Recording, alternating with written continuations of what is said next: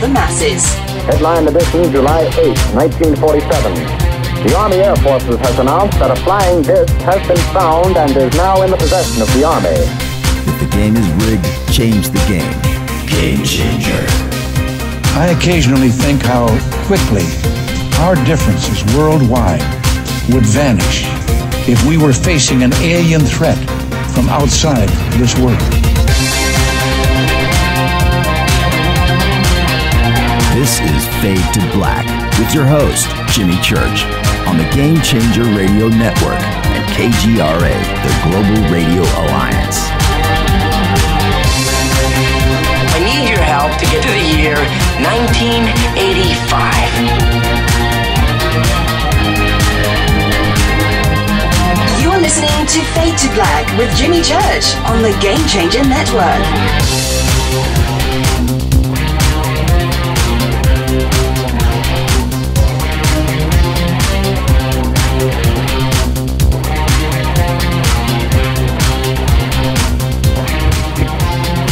Welcome, Fade to Black, bespoke radio for the masses. Yeah. Today's Tuesday, July 17th, 2018. 198 days into the new year, just 167 days left. We are live from a bunker somewhere in beautiful downtown Burbank, California. And I would like to welcome everybody listening all around the world, all across the United States. Hither and thither, to and fro, back and forth, up and down, east and west, north and south, far and near. This is Fade to Black for KJCR, the Game Changer Network, and KGRA, the planet. I'm your host, Jimmy Church. What is cracking, everybody? How you doing? How you doing? Man, I'm in a great mood. I'm always in a great mood. Very rarely in a bad mood. You know, it's kind of funny because Rita will go, you know, enough of this good mood stuff. But I'm in a good mood all day, every day. No negativity in my world. I'm always in a good mood. Tonight, helping me with that good mood, putting me right there. Laurie McDonald is here. That's right. Laurie McDonald is back, and we're going to talk UFOs in Asia.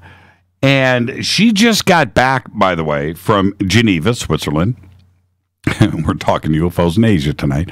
She just got back, and she was at a conference, hosting a conference out there in Geneva, sponsored by China. Yeah. Right? So we're going to talk about that. And she has got a treasure trove of gifted information about the last 97 years of UFOs in China. And so we're going to go through that material tonight. And she has informed me that nobody has had access to this information. So this is the first time in the West.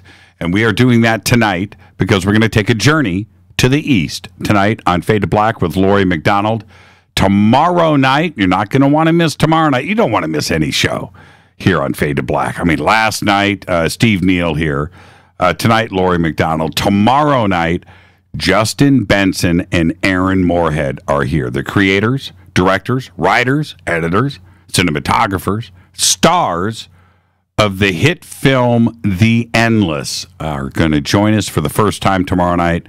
And I'm very excited about this. Just like last night, one of, with Steve Neal, one of the things, because I live in Hollywood, and this is our community here. The film and television world is right here. The known universe, laser focused, right here on Burbank and Studio City. This is where it all goes down.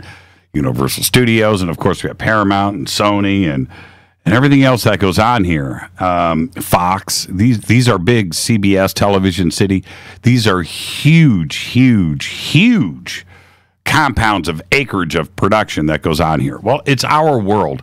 And before I ever got here, I was a fan of film and television and radio, broadcast, all of it. I love it. That's why I do what I do. And when I see a film that I enjoy, it affects me. And of course, I share it with you when that happens. And The Endless was one of those films that grabbed me from the beginning, took me right to the end. I couldn't wait. I've seen it now a couple of times. It was just released. And chasing down these two, and I'm talking about Aaron and Justin, and getting them on the show is an unbelievable experience for myself, because I get to explore what not only makes them go, because that's important, but I need to know how that film got made, how it was written and where the ideas come from. And that is why that show tomorrow night is going to be so much fun. You're not going to want to miss it. Justin Benson and Aaron Moorhead are here. And then Thursday night's another Fader night. Open lines all night long. I don't know if John Rappaport's going to be here. I'm going to reach out to him tomorrow to see if he's back from his research. I think that he is. Okay. What is it with these Taco Tuesday picks? You guys know that you're setting me up. I've got 3 hours of broadcast that I've got to do tonight. And you guys post all of these Taco Tuesday picks, and I've watched them all day. Trust me, I get that. But I can't stop thinking about tacos now. Ah, man. Well, there you go, Rita. There it is. It's taco truck night on the way home. Okay. All right, on Stellar, some great stuff being posted over there. I was reading through it today. You've got to get over to On Stellar and get registered and check it out. ONSTELLAR.com, onstellar.com. And when you get registered, just send me a friend request. I would give you some advice right now that you need to follow. Use my referral code, Jimmy, because that can't be reversed. You're going to get bonus tokens for just using my name. I don't get it. You get the bonus. You get 15 bonus tokens if you just use my referral code. So I encourage you to do that, because if you register and you're only going to get 10 tokens, you use my promo code, you get 15 for a total of 25 in your wallet. And when that blockchain kicks off here shortly, you will regret not using my promo code. So just use it and get it done. And so when you do, after you get your profile picture up, send me your friend request. Don't do it before. If you do it before and I get the On Stellar Alien friend request, I just let it sit there. And there's your warning. OnStellar.com. Promo code, referral code, Jimmy. All right, and you can follow me on Twitter at JChurchRadio. I'm still hanging out over on Facebook. Facebook, man, woof. So I did the article about In-Q-Tel, the CIA, Facebook, and you. And you can go read the article yourself over at On Stellar, and you can see how many views and the amount of comments that are there, the amount of email that I've gotten, and other research that people have done. It's a crazy, crazy world out there right now. And I'm going to talk a little bit more about that in just a bit. And you can still get over to YouTube, too, as well, and subscribe to our official Fade to Black channel. That's our archive. I think we go back to show number 1. Everything is right there on YouTube. 800 and, oh, my goodness. I noticed, I think somewhere, I don't know where I saw this. Well, it must have been somewhere inside of YouTube. We have, today is show number 889. And as we're closing in on 900, 889, but I saw on YouTube, I think we have like 925 videos posted, so I don't know where the extra ones came from. Maybe back in the day we split some shows in 2, I think. I don't know, so long ago. I can't remember, but we have a lot of videos.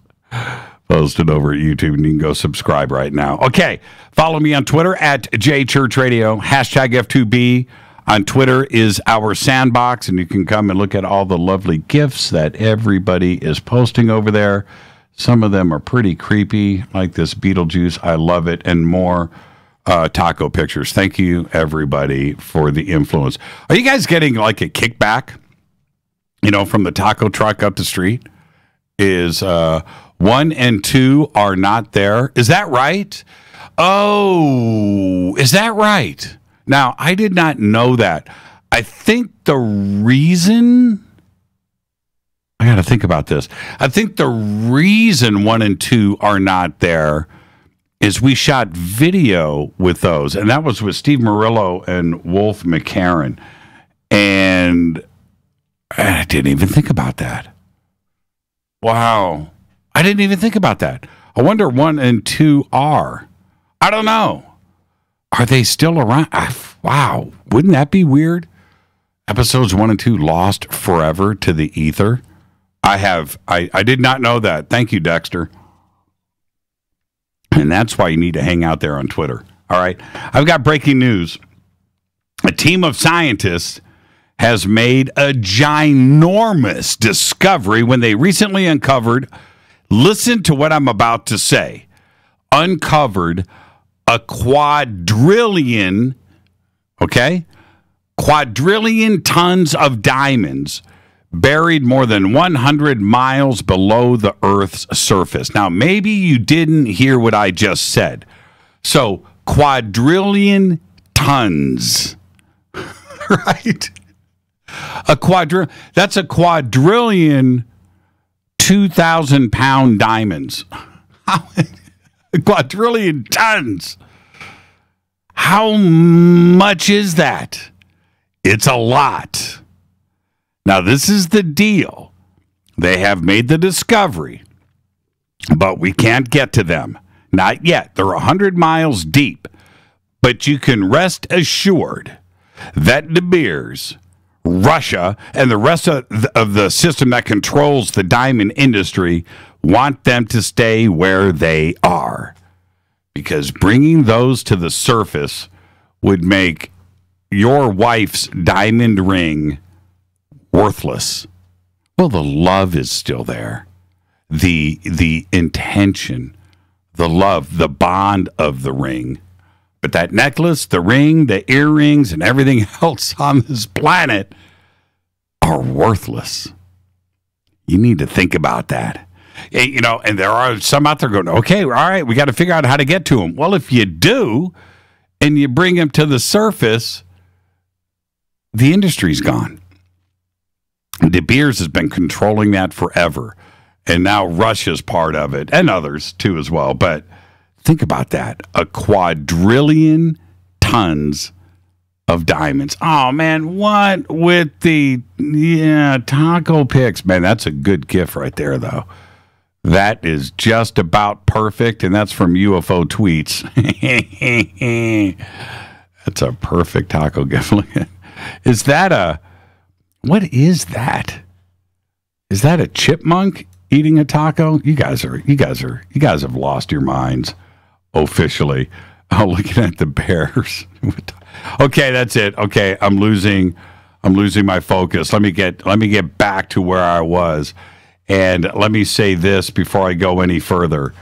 Any questions or comments, hashtag F2B, okay? It's right there, hashtag F2B and hashtag F2BQ. That's where everybody hangs out. And special thanks from everybody over at River Moon Coffee, makers of the Fade to Black blend. Yes, they've got a promotion for all of you Fadernauts out there. 20% discount on all of their offerings. It is called Take a Break. Take a coffee break. rivermooncoffee.com. Promo code Coffee Break. That's all you got to do. 20%. 20% off of everything. It is truly the best coffee. Somebody texted me in OnStellar earlier today about River Moon Coffee. In fact, I got two messages at OnStellar about that, just thanking me for turning them on to River Moon Coffee, that it was really the best of that. I said, exactly. There you go. All right. Where am I at? Don't forget to subscribe to our podcast. I was just talking about this. Right? Today is show number 889. I don't know how we got here, but we did. And we have custom apps, Apple, Android, all platforms. It's just $2 a month. Just go over to jimmychurchradio.com and click on that podcast banner. It's right there. And also, you can become an official Fade or Not in our membership section. You can do both. All you're doing is supporting the show, $2 a month, all right? And then jump over to the membership section. Do that too. Why not? Right? And if you become a game changer, you can not only get those downloadable archives, but you get the Faded Black Gear, autographed hat, T-shirts. You get the bunker cam. You get a private email to me, and it's all right there in our membership section on jimmychurchradio.com. Okay? All right, let's get the show cracking. Happy birthday to today. Donald Sutherland is 83. And before you think he made the list because of Invasion of the Body Snatchers, you would be wrong. Or maybe 6 Degrees of Separation. Pretty good. Father of Kiefer. That's certainly worthy of the list, right? Right? Nah, for me, it's Animal House and the other 188 movies that he's appeared in over the years. Happy birthday, Donald Sutherland. OTD, on this day in history, 1975. I remember it like it was yesterday, 40 years ago. Unbelievable. 43. The U.S. spacecraft Apollo 18 did not go to Mars. Nope. Some people think it did. It didn't go to Mars. Didn't even go to the moon. Nope. It went up and connected with the Soviet spacecraft Soyuz 19, and they rendezvoused in space. They docked. The hatches opened. They shook hands. There you go. And it happened on this day in 1975. I watched it live on television. It seemed like it took forever for that hatch to open. The cameras were on it, and I'm serious. I must have stood there for an hour just looking at the. That's a good gif right there, Eric, Donald Sutherland. And then finally it opened, and there were the Ruskies right there. It's pretty cool. Have you guys seen Valerian? I think that they recreated that in the intro for Valerian. It's pretty cool how they did it. Brought back memories. Fate or fact? All right, this has been vetted. You do the math.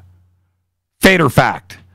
If you made $1 every second of every day, $1 of every second, it would take you more than 4,500 years to have more money than Jeff Bezos. Is this thing on? Is this thing working? Did you hear what I just said? 4,500 years. Tonight, Laurie McDonald is here. We're going to talk UFOs. She just got back from Geneva, and we're going to do a journey to the east. And we're going to talk about the last 97 years of UFO history that hasn't been revealed here in the United States or the West, in China and the rest of Asia. Okay, so get ready for that. Tomorrow night, Justin Benson and Aaron Moorhead are here, creators of the hit film The Endless. Thursday night is another Fader night. Now, I love it when I get a chance to just talk. Drink coffee and talk. Which I'm going to do right now. There's the coffee part. Because I like to talk about parallel worlds. I like to talk about alternate reality and the multiverse. And I do it a lot. I get that. I like to talk about dimensions, of which we know that there are at least 3. The number is 3, possibly 4. And with string theory, well, then we get to at least 11. But let's back off of that for a second. Let's go back to 4. Because I'm pretty confident in there being 4 dimensions, until recently, by the way. When it hit me, I'm not going to tell you how. That would be telling. But it hit me. there is a fifth. Now, I'm not talking about the band from 1969. Before you go there, I'm not talking about the fifth dimension. No, I'm not doing that. I really believe that there is a fifth dimension that snuck up on us. A serious, bona fide fifth dimension. Provable. Another world. Another reality. A parallel alternate to us. To everything that is. It's real. It is the internet. Think about it. The ability to jump into anything with just a click. To communicate, to watch, to facilitate, to coordinate, to visit. A place where you can obviously completely check out. Where you can spend days, even weeks or years, and not return to this our so-called reality. You can go down below into the deep, dark recesses of blackness, never to be seen, invisible, never followed, tracked. Or you can come up and be visible in the light. Whatever you want to do, you can do it in this fifth dimension. Think about that. And like anything else that is possible in visiting another parallel world, you face the danger of altering your DNA. You just won't come back the same, and you don't. The longer you stay, the more infected you become. The very fabric of what makes us, well, has started to become undone. We are infected. The 20 short years, the masses have lost control of everything, of decency, lost control of their thoughts, their mouths, their fingers, their morality. It's all gone. Everything today is anger and divide. This is not a localized United States thing. This is global. And those in control know this. Everything that made us us has unraveled in 20 short years. The scarier part to that is that the majority of this planet doesn't even know it. They don't. And when you discuss it with them, why are you acting strange, man? Why are you tripping, dude? What's going on? Why the anger? What, man? You know, what?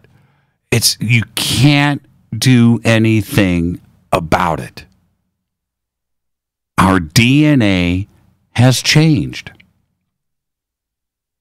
When we talk about evolution and where are the transitional things that have made everything what they are today, and I'm talking about butterflies, bees, cows, humans, everything, we will look back from the future to now and say that is when humans changed. DNA was altered.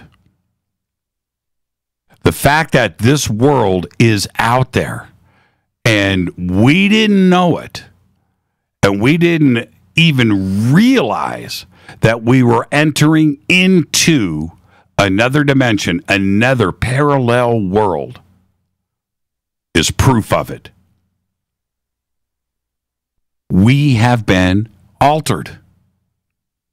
If you look back 20 short years to 1998, this was a different planet and we were different people. Things definitely were kinder and gentler. Today, it's not that kind of party. It's all about arguing for the sake of arguing. You don't even care about the right side of what you are trying to be on, the correct side. You just want to argue. It's crazy. And it's global. I would like to say that Facebook accidentally did this, that the CIA, it was an accident, that they didn't know, that the corporations and the advertisers and the big money and the big pharma and everything else that drives world economies didn't know that this was going to happen. There's another side of me that says we were told over and over and over again over the years that we would see this day. And we've done it. We've crossed over. We have changed. We have altered ourselves. And I don't know how to fix it. I don't. The polluted world of what Facebook has turned into, and it's easy to do. Our community, myself, us that are grounded, you go back, you stay away from Facebook for a while, like I have. Stay away from it. Just don't do it. And go back and poke around and see what people are talking about and how they are doing it. It's insane. And it's not just a few. It's 3 billion people all losing their minds. It's crazy. It's a parallel world. And they've gone into it and they can't come back. They've been changed. And I don't know. That dopamine Facebook zone field thing and the withdrawals that you would get off of that, nobody wants to face it. They just don't. And the big fear that I have is that Facebook and others, doctors and psychiatrists and psychologists and just evil minds and the CIA sat around and actually plotted this thing out. The control. It's not about being happy. It's not. It's about doing exactly what they're doing. And there you go. Those in control know this. It's bizarre. It's bizarro world. It is the proof of a fifth dimension. I'm your host, Jimmy Church. This is Fade to Black. Tonight, Laurie McDonald is here, and we are going to take a journey to the east. We are going to discuss UFOs in Asia, in China specifically, too, as well.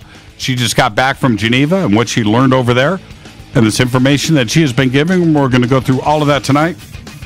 Most of it has never been heard in the West. So get ready for that. I'm your host, Jimmy Church, on the Game Changer Network and KGRA, The Planet. This is Fade to Black. I'll be right back.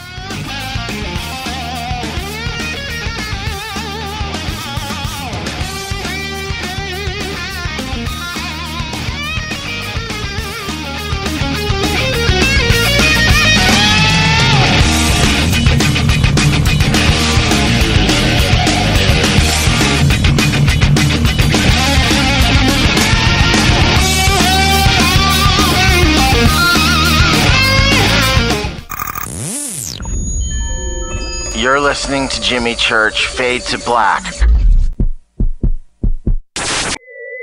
Fade to Black will now pause for alien identification. The station that talks the net. KGRA Radio. When you take the beans from Central America with dashes of Indonesian and African mixed in and then roast it to the dark side of fade to black, you create the ultimate brew of fringe. Introducing the Fade to Black blend from Rivermoon Coffee. Yes, Rivermoon's darkest customized roast was created for the love of Fade to Black. The alchemy of masterful roasting and smoking the beans is in every sip of this full-bodied, dark Java. I need my coffee dark, deep, with distinct bittersweet chocolate highlights, just like the bunker. Leaning further into the darkness of the roast is Fade to Black blend from Rivermoon Coffee. Just click on the banner at jimmychurchradio.com and use the promo code F2BBLEND for 15% off of your order today. Go Beckley Teppy. What can I say about the most popular tea on the internet? And what do customers say about Life Change Tea at getthetea.com? A lot. But by federal law, we at getthetea.com cannot make claims to how this product can enhance your health. We cannot even post our testimonies without being in compliance. So how do we get past the hump? Try our products at getthetea.com and see for yourself. You can send us a testimony, but we just can't post it. Bummer. Our products are GMO-free and organic. We pride ourselves in being the best we can be, and we urge you to take charge of your health. We're 11 years strong, and many of our customers have shared their successes with friends and family. Protect your colon. Log on to getthetea.com. That's getthetea.com. Getthetea.com. Getthetea.com. 9 out of 10 geneticists agree. Fade to Black is not your father's radio show on the Game Changer Radio Network and KGRA, The Planet. Win big with KGRA this summer. Tickets and hotel accommodations to the biggest conferences, autographed books and DVDs, chances to win all-inclusive conference cruises, and private dinners with your favorite KGRA hosts. Click the contest tab at kgraradio.com for your chance to win big this summer. Your contact for the best alternative talk radio on the planet. kgraradio.com. Hi, this is Rob Reiner from Anvil, and you're listening to JimmyChurchRadio.com. What's up? I'm Chris. What up? This is Kyle Massey, and you're listening to Jimmy Church Radio.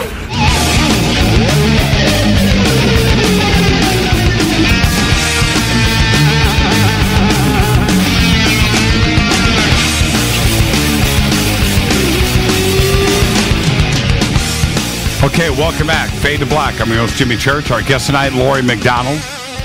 This segment of Fade to Black is proudly brought to you by Life Change Tea.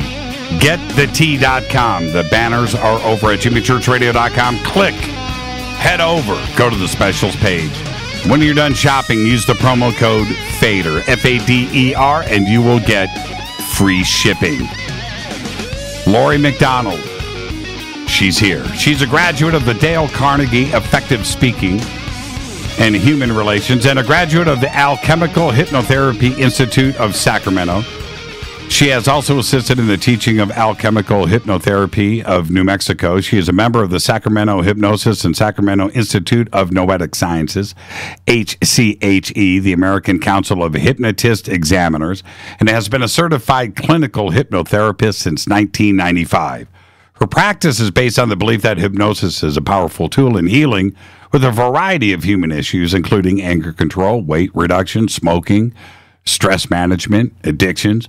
She also offers techniques in the subconscious mind to maintain a positive focus and diminish mental images of fear-producing events. Now, Laurie has been visiting a few countries over the last year. I've been enjoying her post and her notes from around the world. And she just got back from Geneva, Switzerland, and a conference that was sponsored by China. Tonight, we're going to talk about the UFO question in Asia, and we're going to be taking a journey to the east. And I would like to welcome back to Fade to Black, Laurie McDonald. Laurie, good evening. How are you? I am doing wonderful. That's it? I'm filled with joy. There, that's it? Hey. That's it?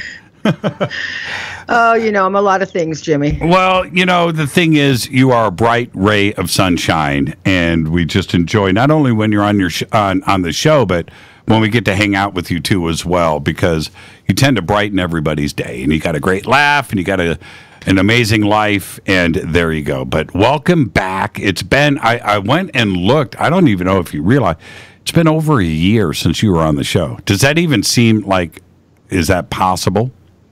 Doesn't really seem like it. The last year has been just a blur. And we, we used to until, you just started traveling the world, with some kind of staff like Gandalf. But the point is, we've done a lot of conferences together. We've done a lot of events together, and we seem to always have been around each other. You, Rita, myself, and our little group of researchers that we hang out with. And we haven't seen you in a year. It doesn't even, when you consider how much we've been around each other the last 3 or 4 years. But you've been out there getting it done. Besides Geneva, you've been posting pictures. Now, look, I could be wrong about some of the countries, but this might seem right to me. It's like Vietnam, right? Right. Did you do the Philippines as well? No, not the Philippines, but Vietnam was very interesting country. They have an amazing history in UFOs, primarily around the time of Vietnam. Yes. And what was it? Just Vietnam? Why am I thinking there were more countries involved? No, I went to Laos. I went to China. I went to Thailand. I went to some remote islands in the South China Sea. Right. And actually, I've been to Laos. Was actually one of the more interesting countries as well. Also close to the DMZ, so there was a lot of heavy military action there during Vietnam, especially around archaeological sites and temples. Yes, that's right. So the energy around these temples and archaeological sites on EMF readers and so forth is just buzzing. Now, Anthony Bourdain, who just left this earth for another world, said something that affected me about Vietnam. Vietnam changed him. He went there one person and came back another, and he spoke about that a lot. Did it have the same effect on you? I loved Vietnam. I did some heavy research into the jungle on the DMZ. I visited small towns and interviewed people with translators, but the country that had the largest effect on me was Cambodia. I spent a full month there and spent a little bit of time with the Buyong village, who haven't changed in a couple of thousand years, and except that they're having some anomalous activity these days, such as orange orbs, and people in the village are saying that they're seeing lights in the sky that shouldn't be there. In fact, they're saying that the sun isn't where it's supposed to be on sunrise, nor is it where it's supposed to be on sunset. And I have to tell you, I've heard this from a lot of people, and most recently, just before Geneva, I was on an Indian reservation here in Northern California on the Hupa reservation. And the Hupa have been around for about 10,000 years. And I was asked to come there by the elders because of the anomalous activity that they're having with the orange orbs, the lights in the sky. But interestingly, there had been multiple sightings of another tribe on the res where they're little, all under 3 feet tall, the women and children smaller, they're all naked. The men carry packs and bows, the women bowls and vessels to collect water off the Tishtang River through Humboldt.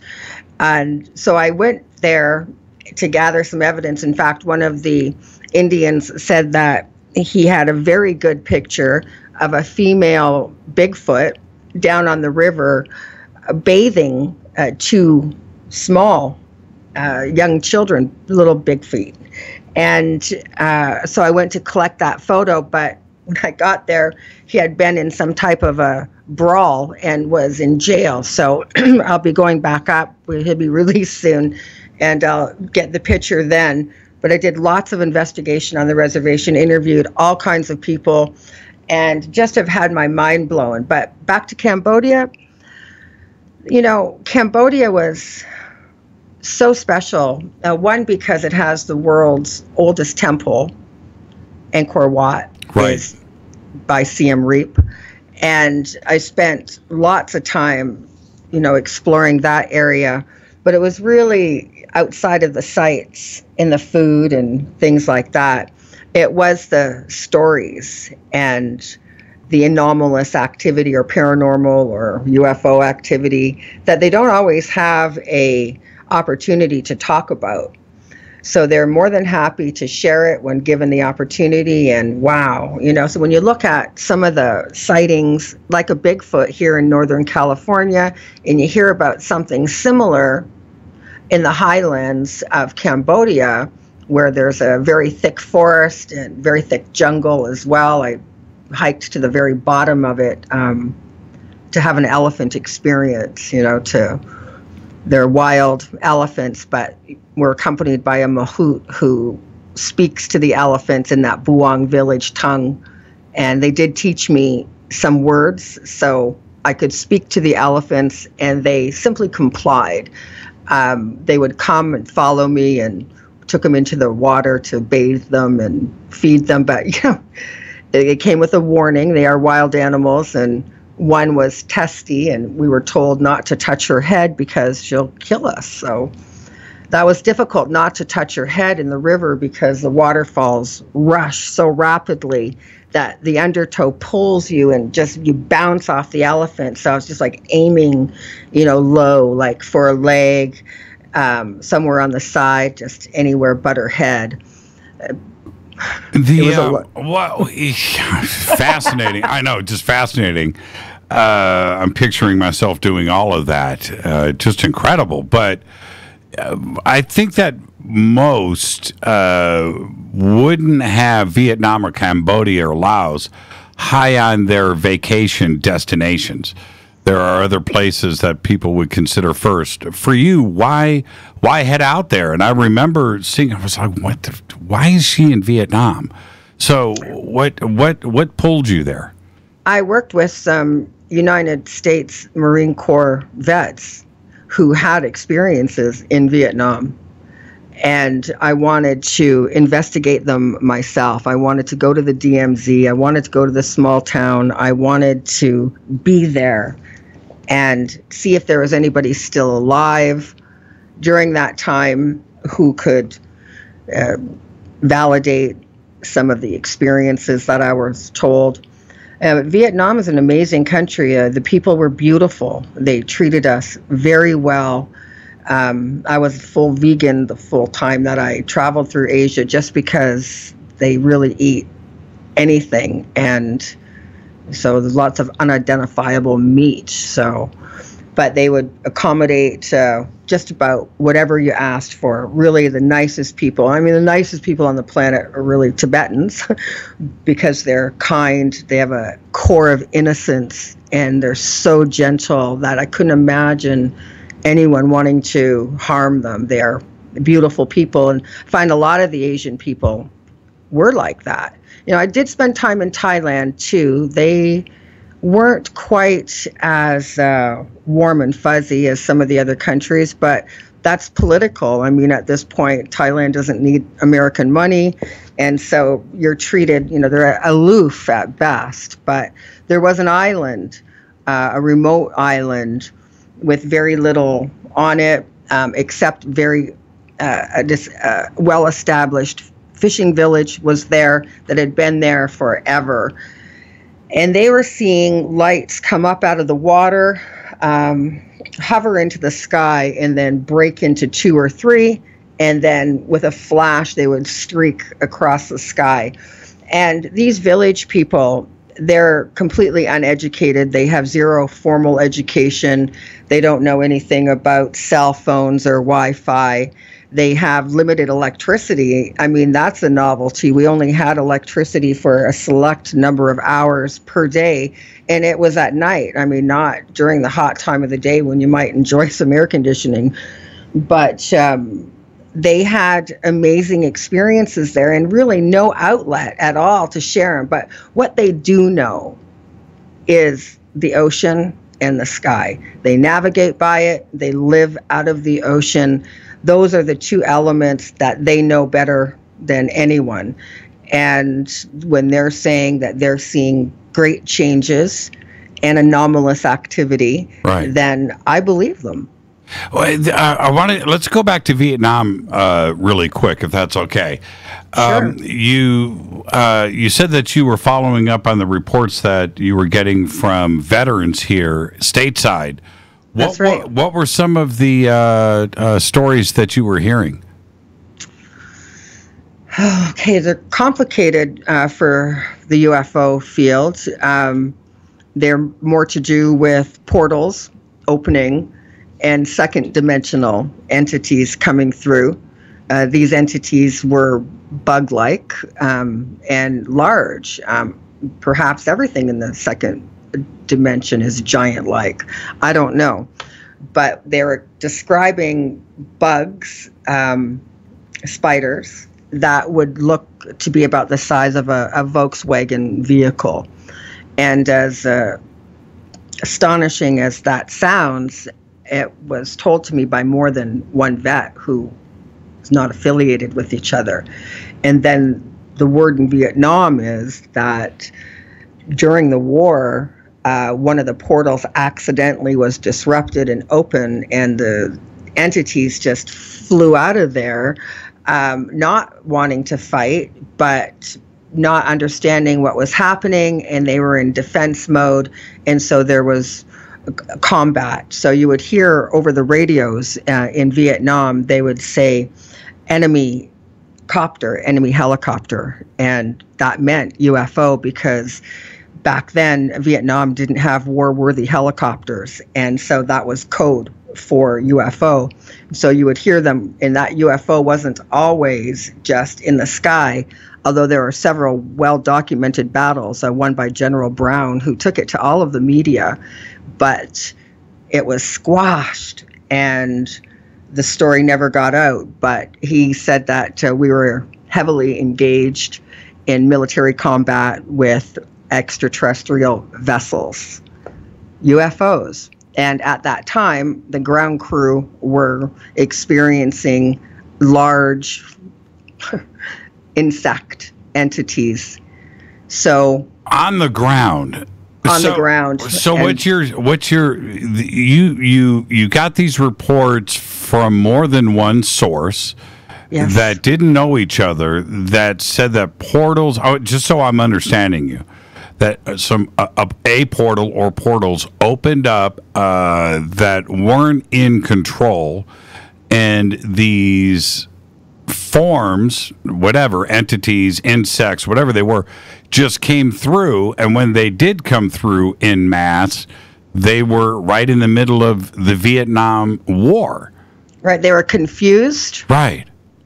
And they went into defense mode, and there was an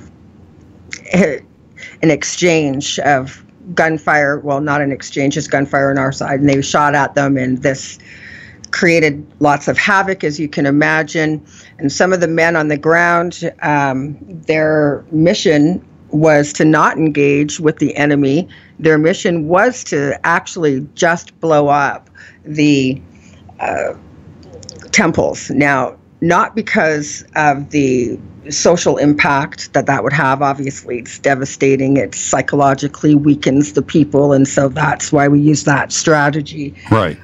But this was to stop the portals from opening. And so in talking to some people, they were saying that the temples where they're built on energy vortexes, and specifically at an exact geographic location because of the energy.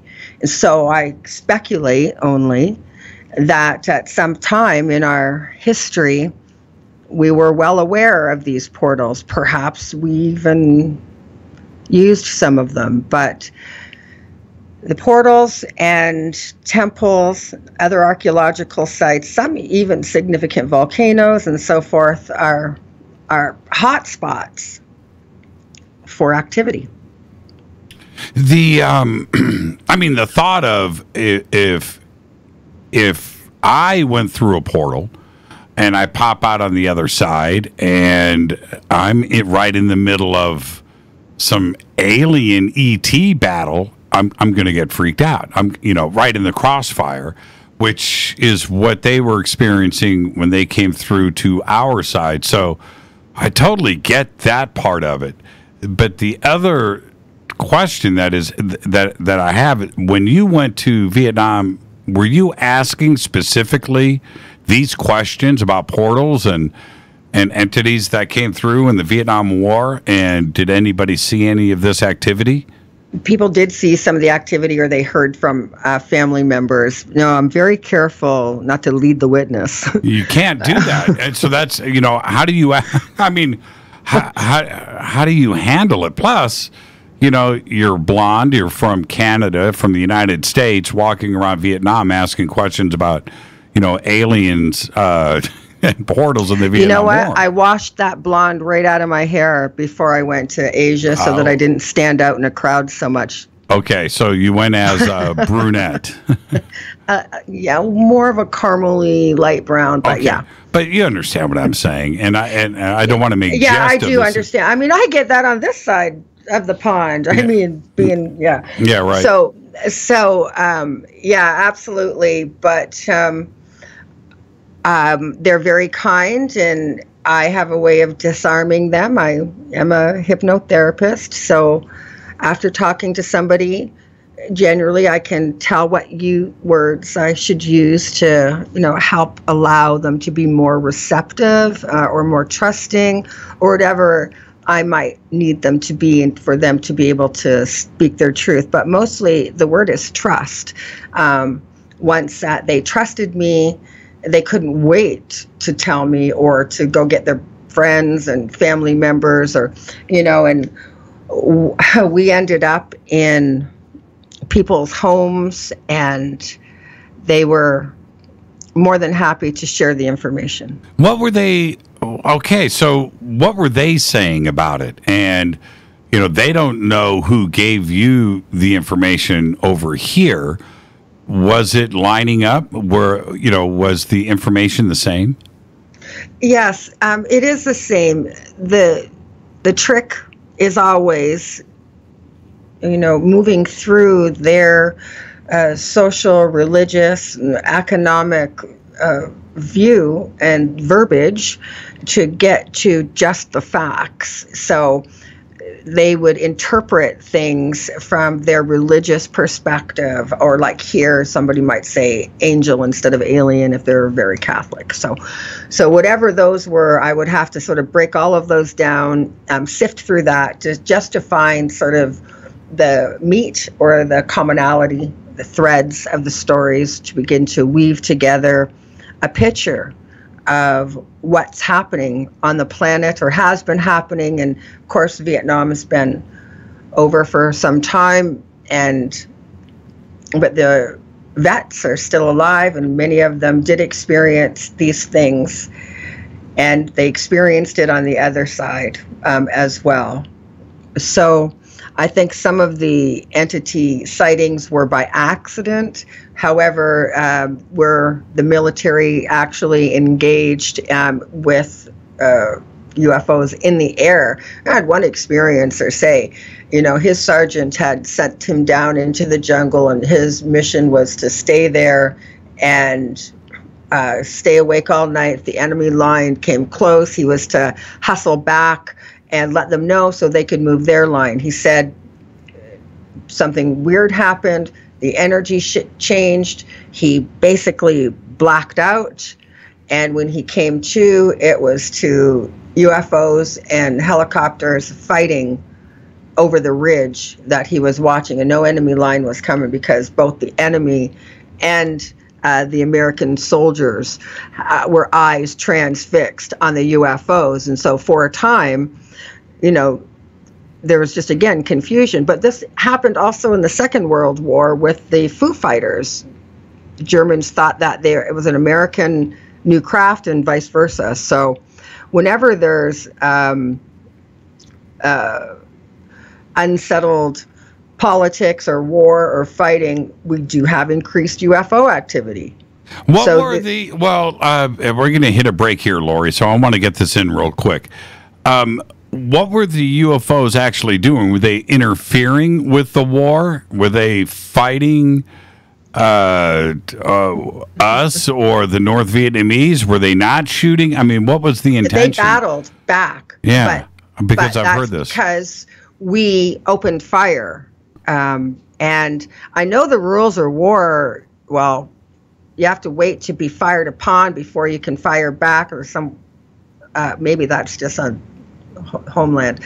I don't know some of the rules of war, but we had fired on the UFOs and they went into defensive. They shot back. Right. And let me look at the clock. When we come back after this break, you had mentioned orbs and going to investigate some of that stuff too as well. Did you have any close encounters when you were there? I absolutely did. Well, like what? What happened? Well, see, look, everybody knows, I talk about this a lot when it comes to you, that you're a magnet for this stuff. So if you're going to go to Vietnam and walk around in the jungles and start talking about this stuff, I'm sure you had some things go down. Tell me one quick encounter. No, I had a UFO sighting very close to the balcony of a hotel that I was staying at. It was a Saigon hotel. And the UFO was more than visible, and I don't remember it leaving, just remember a light flash and then me deciding, instead of taking a picture, to lie down. That's never good, but that's what happened. In fact, just flying to Geneva, I was actually flying back to California from Canada a couple of months ago, and orange orb outside of the plane window showed other passengers. The stewardess saw, she went up to the cabin, she talked to the pilot about it, and he checked the radar. The closest plane was 20 miles, obviously just unexplained. Unreal. I don't know where Rita and I were flying, but I didn't get a chance to see it, but she saw something out the window.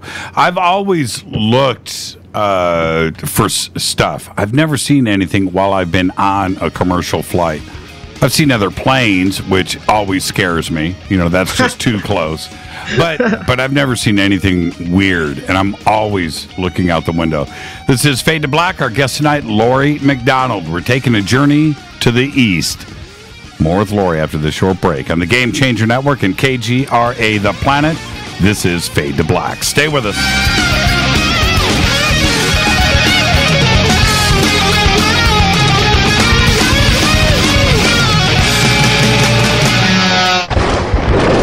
This is Fade to Black with Jimmy Church on the Game Changer Radio Network and KGRA, the Global Radio Alliance. This is KGRA Digital Broadcasting Station, Salt Lake City, Utah, Van Buren, Arkansas. Does your basement or crawl space have a damp, musty smell? Well, watch out! That's a sign of too much moisture and not enough ventilation. And that can mean increased mold growth and the buildup of harmful toxins and gases. Don't bother with a dehumidifier. It just circulates the same unhealthy air. Now there's a better way to remove these dangers and odors. It's with the computerized Wave Moisture Control Unit that reduces moisture and expels pollutants. We replaced our old dehumidifier with the Wave unit, and in only 3 weeks, our basement is dry and the musty smell smell is gone. Wave units require no maintenance, no buckets of water or filters, and costs only pennies a day to run. Breathe better, live healthier with an affordable, no-maintenance Wave unit. Call 888-717-WAVE, 888-717-WAVE, or visit dryhealthyhome.com. dryhealthyhome.com. Ride the wave. Wave Home Solutions for a healthy, comfortable home. Hello, I'm Katie, and you're listening to my main man, Jimmy Church, on jimmychurchradio.com. Hi, this is Ray Hobbs here, repping the planet, and you're listening to my good friend, Jimmy Church, Fade to Black, on the Game Changer Network and the KGRA digital broadcast station. This is Toby Kebbell. You're listening to jimmychurchradio.com. Don't hurt me, Jimmy. I'm only little. Hey, I'm Adrian Grenier. And this is Ari Gold. We're the Honey Brothers. We are of the Honey Brothers. Hey, I'm Adrian Grenier. And I'm Ari Gold. We're the Honey Brothers. And you're listening to Jimmy Church. The Revolution. Ancient Life Oil. Life-changing. The real oil. CBD is truly Ancient Life Oil from the source. This oil has no psychoactive effect and is also legal in all 50 states. When you're healthy, you're happy. The truth about this wonderful plant is that it wants to give back to mankind life, longevity, and happiness. Ancient Life Oil are golden grade, all organic, non-GMO, and infused with high-quality liquid coconut oil. It's simple. Just go to ancientlifeoil.com today. That's ancientlifeoil.com. The best, purest, organic, and non-GMO CBD in the world. Go Beckley Tappy. The statements made regarding these products have not been evaluated by the Food and Drug Administration. These products are not intended to diagnose, treat, cure, or prevent any disease. Please consult your healthcare professional about potential interactions or other possible complications before using any product. This is Micah Hanks of the Gralien Report, and you're listening to Jimmy Church on Fade to Black, across the globe on the Game Changer Radio Network and the one and only KGRA Radio, The Planet.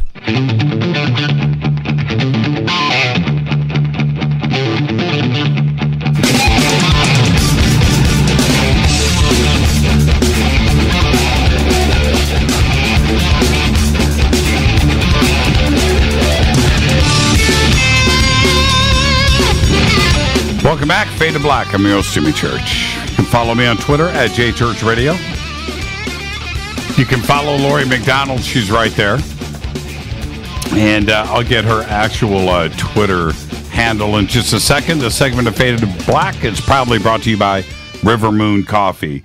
And right now they've got a 20% discount on everything that they offer. Go to rivermooncoffee.com. Promo code is Coffee Break. 2 words. Laurie, River Moon Coffee, the best coffee in the world? It was fantastic. I very much enjoyed it. Yeah, no, they donated some to one of our retreats. It was very generous of them, and all of the ladies appreciated it. It was a beautiful act on their behalf. It's unbelievable coffee. And now that we got that out of the way, Angkor Wat. Yeah. How amazing was that? Tell me about that. Wow. Okay. You know, Angkor Wat just called me in my dreams. I dreamed about it several times. I woke up and said, hey, Wayne, guess what?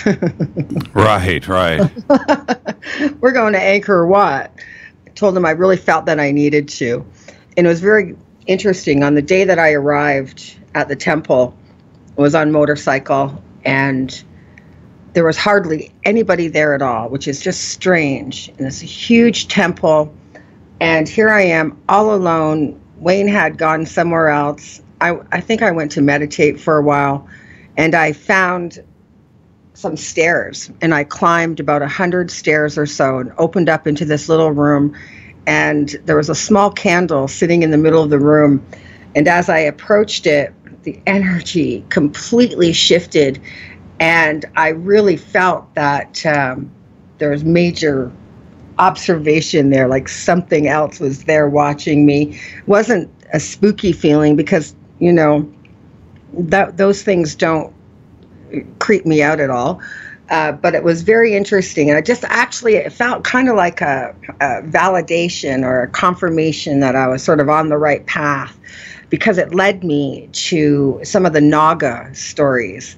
And the Anunnaki story is when half of them left and the other half had gone under the ocean and transformed into the Nagas, which are sort of like a serpent-like being.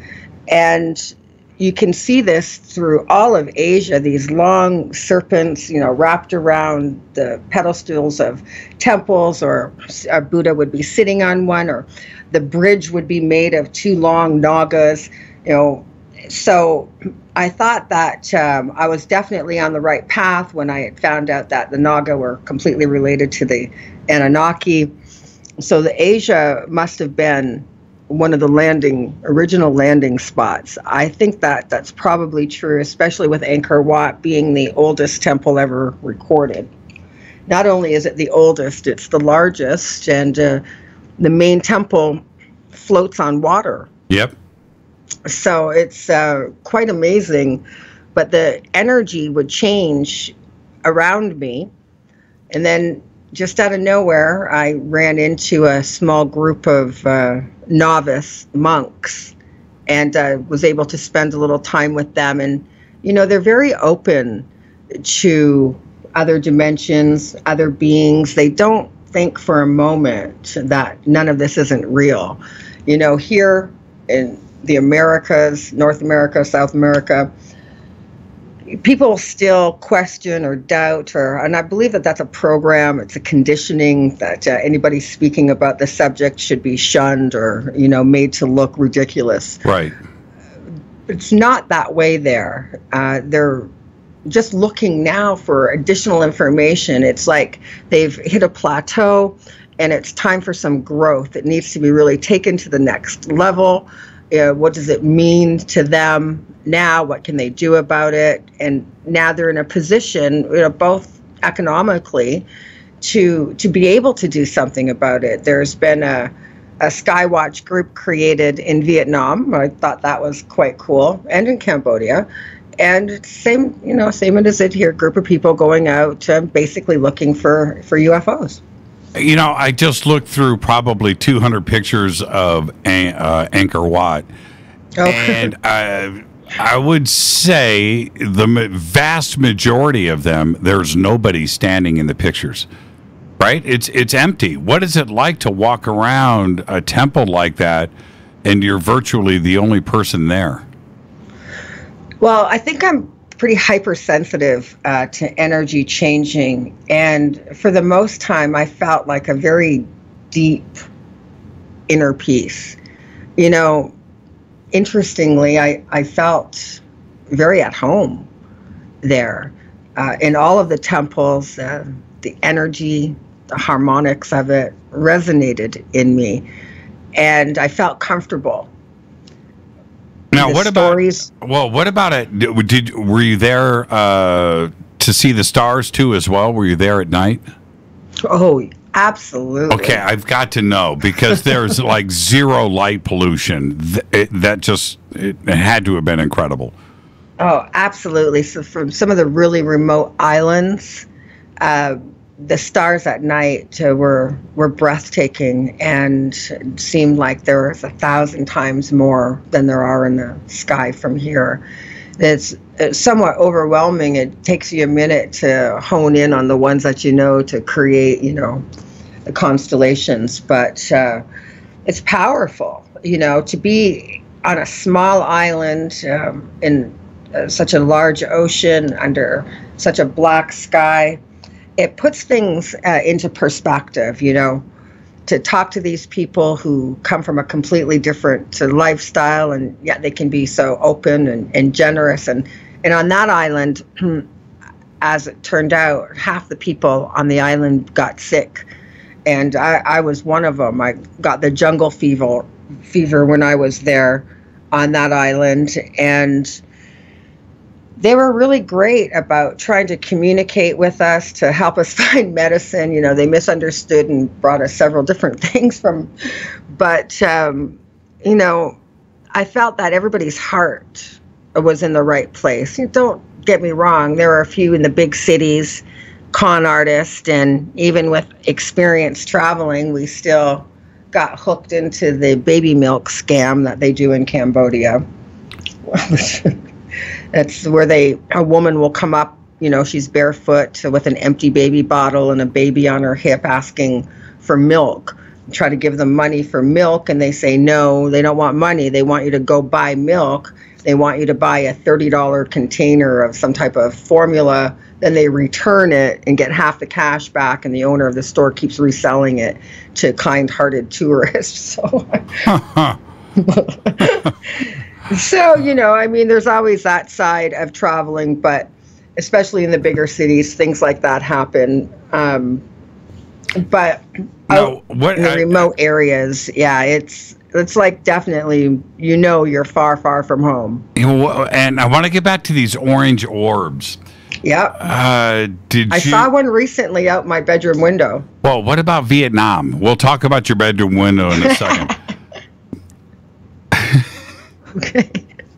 Yeah, well, in Vietnam, one did come. I see the orange orbs all the time. Okay, there is some research out there from other people, but really the main thing that you get from this is a feeling of awareness, that they're aware and they're keened in on you, and there's a connection. There's an awareness connection when you're looking at one of these, and it's just, there's no denying that. You're being observed, and you can really feel it. It's very obvious, and that's exactly what was happening. And so for a while there, I was thinking that perhaps it's some type of a consciousness monitoring, where they're really looking to see where we've grown, what we understand, our temperament. It feels like some type of a scan in that way. Doesn't feel negative, but they do seem to get pretty close to me. The closest that it came down was about telephone pole height, and it relaxes. It'll get a little bit smaller as it gets closer, which you would think would be the opposite, but that's not how it happens. Right. It's very interesting. And I do think that that's what they're doing. They're, checking our consciousness, our reality, what we believe, what's going to freak us out, what we're susceptible to, what we might be open to, and how well grounded we are in perhaps handling some of these activities. And it almost feels like a little test each and every time. When I did see one recently, I was like, okay, just, carry on. Why, right?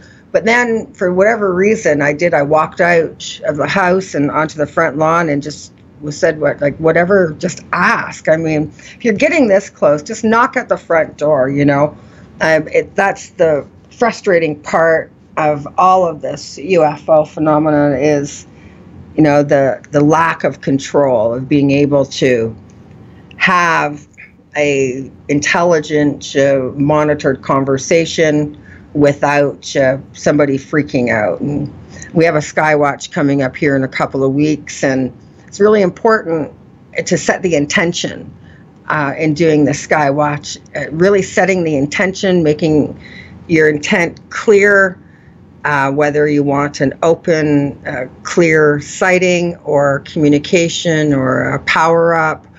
But in making the intention clear and then having the group sort of settle in and settle down, relax the energy, sort of stay focused and be more directed in what they're doing, then we're more likely to have a group sighting. So we'll be hoping for that in a couple of weeks. And I'm feeling pretty good about it. I'm still, for me, there's like 2 or maybe 3 types of things that happen that I've witnessed when I've gone out for these sky watches. There are some that are obvious craft, and I can't explain I don't know what they are, but they are flying. Then there are other things that appear to be more alive. some type of, I don't know if it's a being or something interdimensional, but an orb-like, but there's that kind of thing too as well. And then there's the other ones that aren't necessarily a craft, and not necessarily some type of orb thing, but that is communicating and flashing. And it's a fascinating thing to go out there and witness and know that there is something really going on that we just don't know a whole lot about.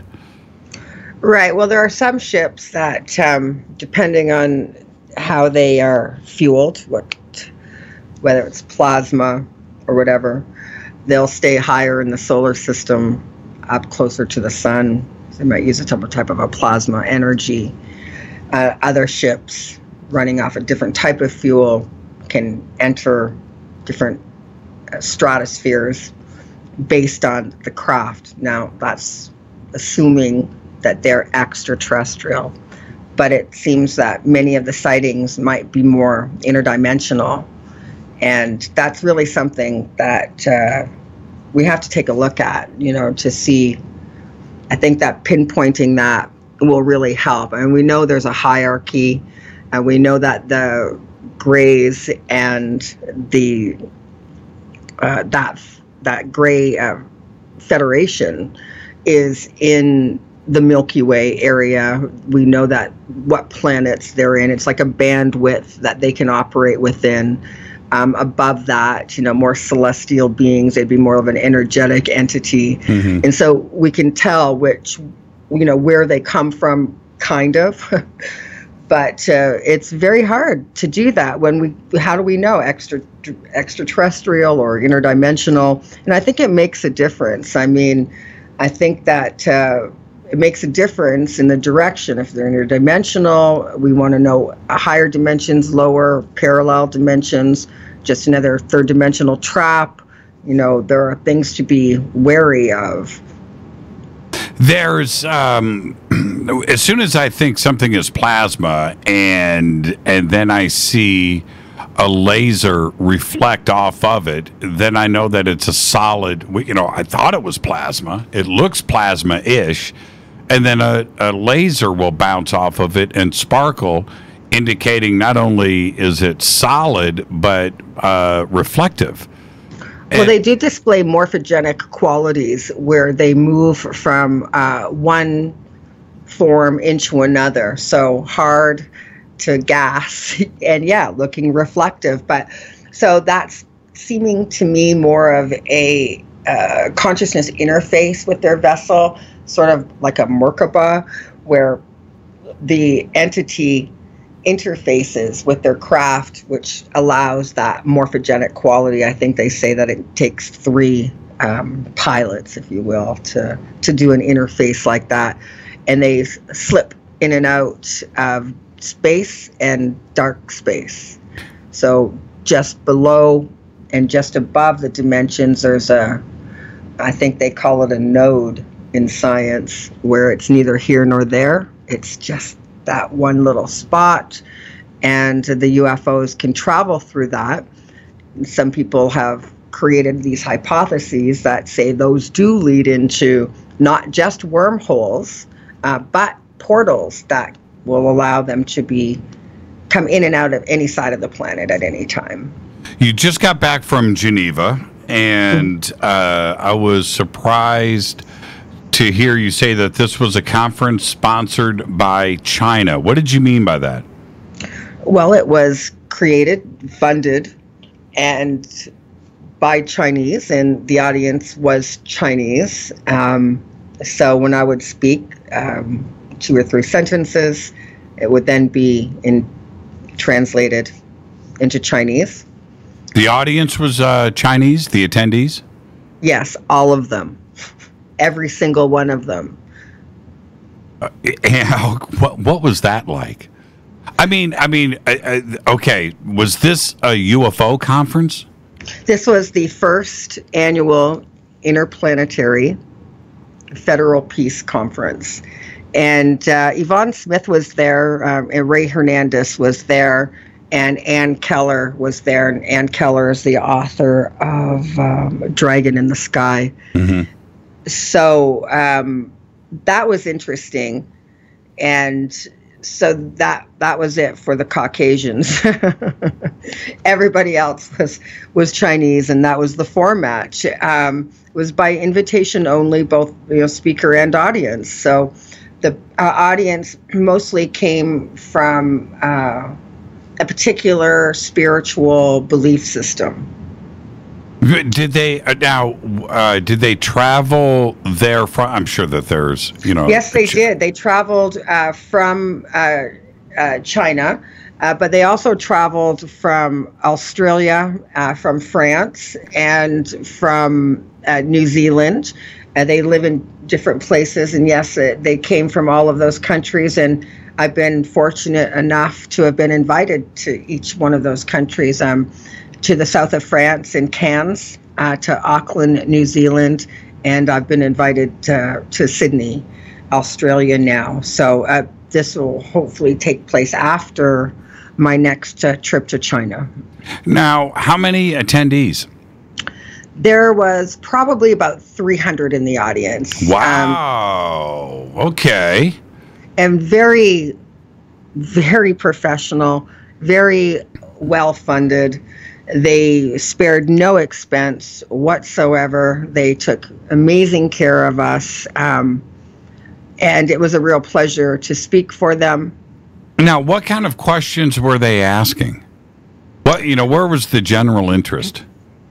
Well, in fact, the general interest was in your opportunity to use the experience for personal expansion of both your reality, your consciousness, steps to personal empowerment, to self-development.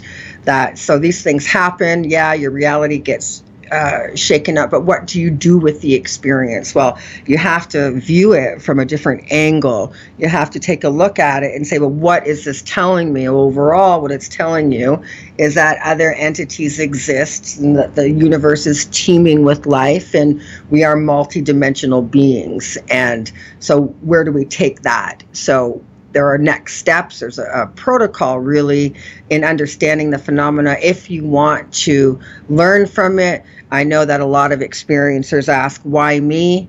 And the reason is because you're given an opportunity to awaken to a higher understanding of your multidimensional self, that this is in fact an opportunity for you to experience growth.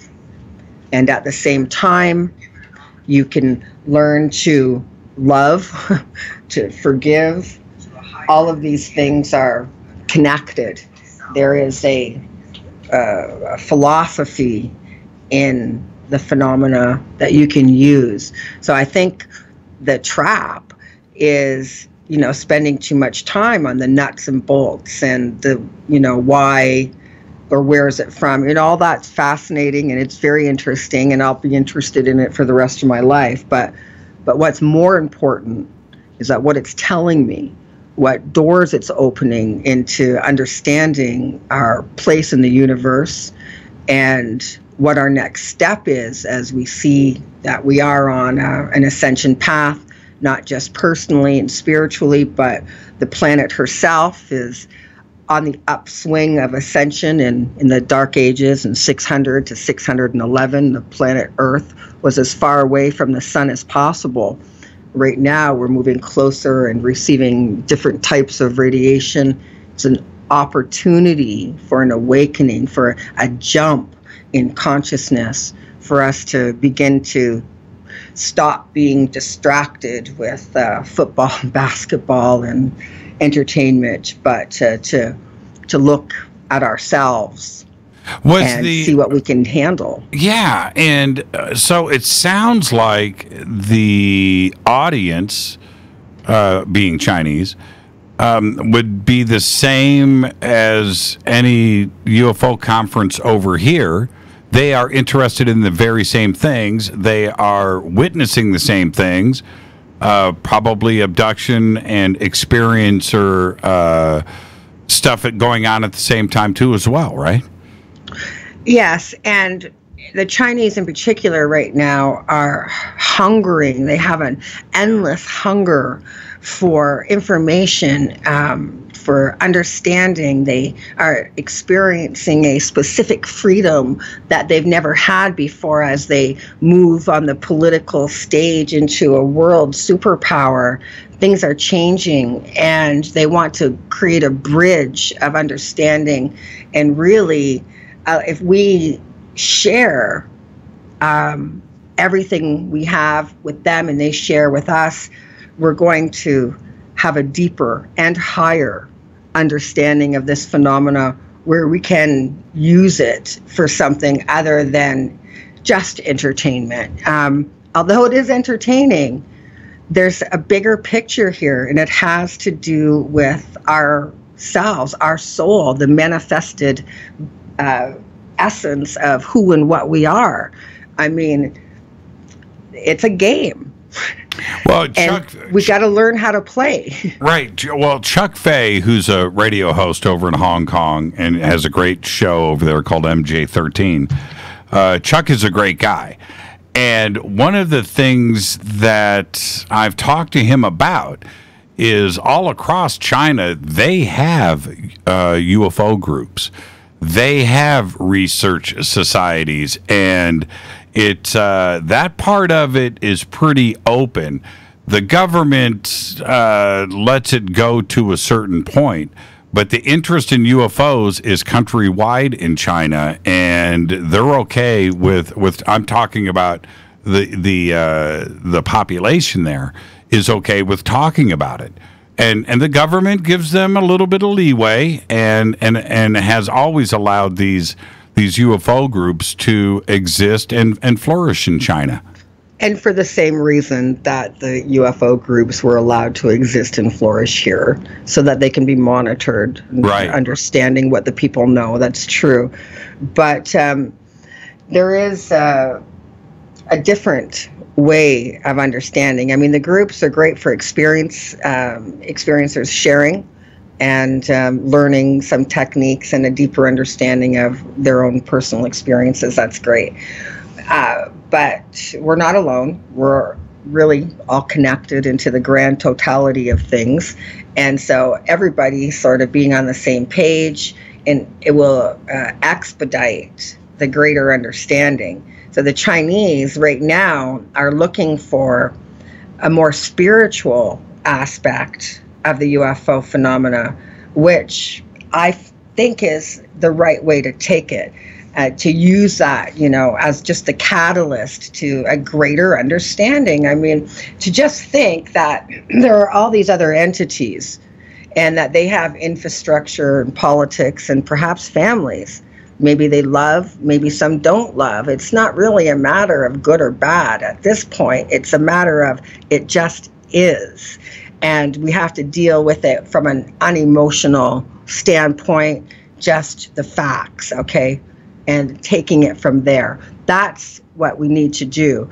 The experiencer groups, a lot of people feel victimized. And although it's important to honor that victim energy, it has to be temporary because we need to take that into a survivor understanding and go forth with it from there. So the experiencer groups themselves, and I do oversee a couple of them, are limiting. They have to take that information and take it to the next level, or they'll be trapped in victim energy, and that is disempowering. Let's take a break right here, Laurie. Our guest tonight is Laurie McDonald. And when we come back, we're going to get into some of the information that was shared with her about the history of UFOs in China. We'll be doing all of that next after this short break. It's Fade to Black. Our guest tonight, Laurie McDonald. Stay with us.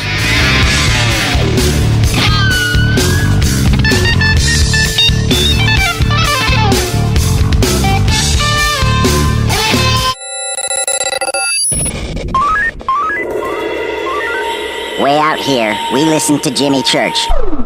You're listening to Fade to Black.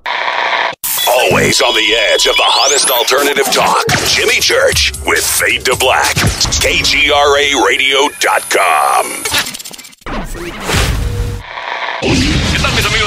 Radio, Carson el Tiburón. Y los invito para que escuchen a mi buen amigo Jimmy Church Radio. ¡Claro que sí!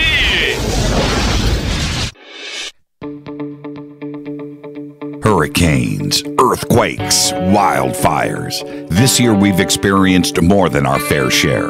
This is Jimmy Church of Fade to Black, and last month I decided to make sure my family does not have to worry about food should we get caught in a real emergency situation. Introducing Numana, a healthy, storable product that tastes so good that you'll want to eat it every day instead of just during those times of duress. All Numana products have a 25-year shelf life, are MSG and GMO-free, no preservatives, and are made in America. With the Numana pack in your home, you'll be able to sleep at night knowing that you've protected your family. Not only have I tasted and tested, I own it. Now you can too. Just click on the Numana banner on JimmyChurchRadio.com and use the promo code Jimmy when you order. In addition to a discount, we'll send you an autographed Fade to Black t-shirt. Seriously, go Beckley Tappy. Do you worry a lot? Whether you're a college student, busy professional, parent, or grandparent, ongoing stress and elevated levels of the stress hormone cortisol can rob your memory, your health, and your future. Now you can combat the effects of stress and anxiety while improving your memory and recall at the same time with the dietary supplement Calm and Clever. Studies show that the ingredients in Calm and Clever reduce cortisol by as much as 30% in 1 to 2 weeks. Call 1-800-758-8746 or calmandclever.com. You listen to us, and we listen to you. And so does the CIA. KGRARadio.com. Hi folks, what can I say without making claims? CBD is truly the buzzword for health. What does it do? Government institutions will not allow me to say what this wonderful oil does for us. But I can say it's non-GMO and organic. I can say it's 0.003 THC, which in plain English means you won't get high. There are those that want to squash your freedom to buy natural products. Fight back with your purchase power. In the end, it is you that takes care of your health. Go to ancientlifeoil.com. One more time, ancientlifeoil.com. You are listening to Fade to Black with Jimmy Church on the Game Changer Network. Oi, oi, I'm Reese Evans. You're listening to Jimmy Church. This is Revolution. The revolution will not be televised. The revolution is on radio. Ciao.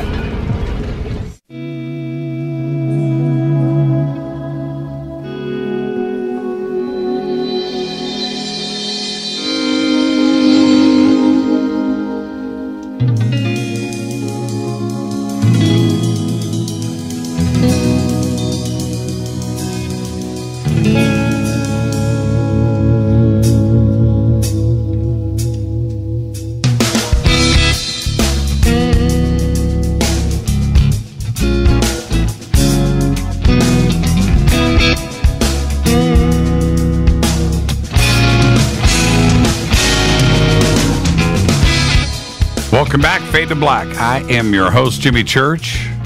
My guest tonight, Laurie McDonald, in this segment of Fade to Black is proudly brought to you by Ancient Life Oil. Ancient Life Oil, there it is right there. Do it every day. Just go to the banners over at JimmyChurchRadio.com.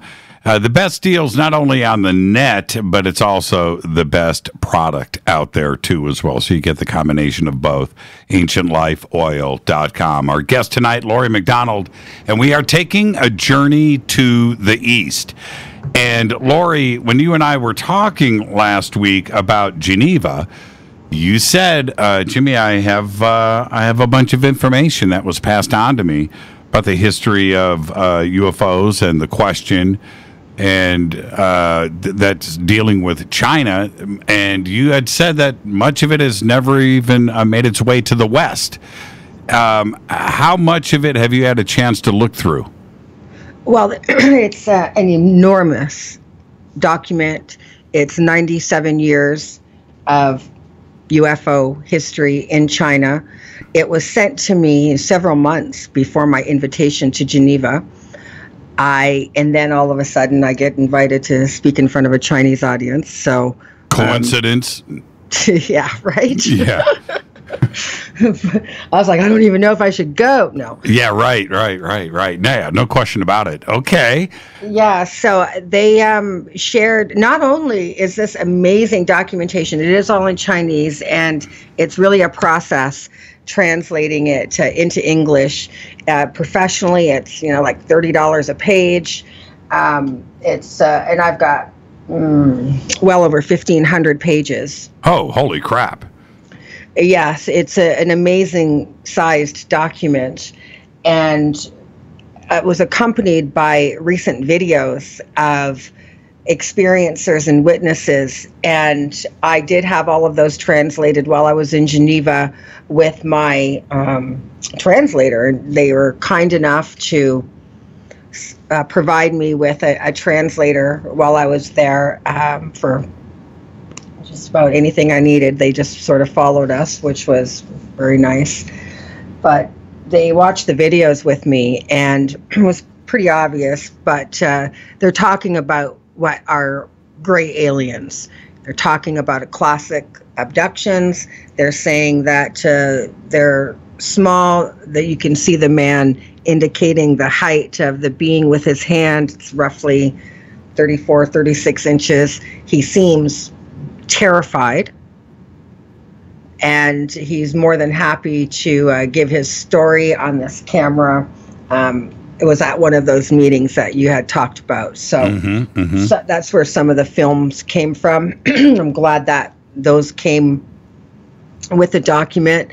The document also has just an unbelievable number of sketches and witness accounts hand-drawn and signed by the witness, and so shapes of UFOs as well as entities. The entities are all very large-eyed. I'm just pulling up the document right now. And going back to this 97-year history, now $30 a page, 1,500 pages. Yeah, right. Yeah, I did the math. You're right. That's an enormous sum to get this translated. But you've made your way through a big chunk of this. Did you start at the beginning, or did you start with the new stuff? Which way did you go first?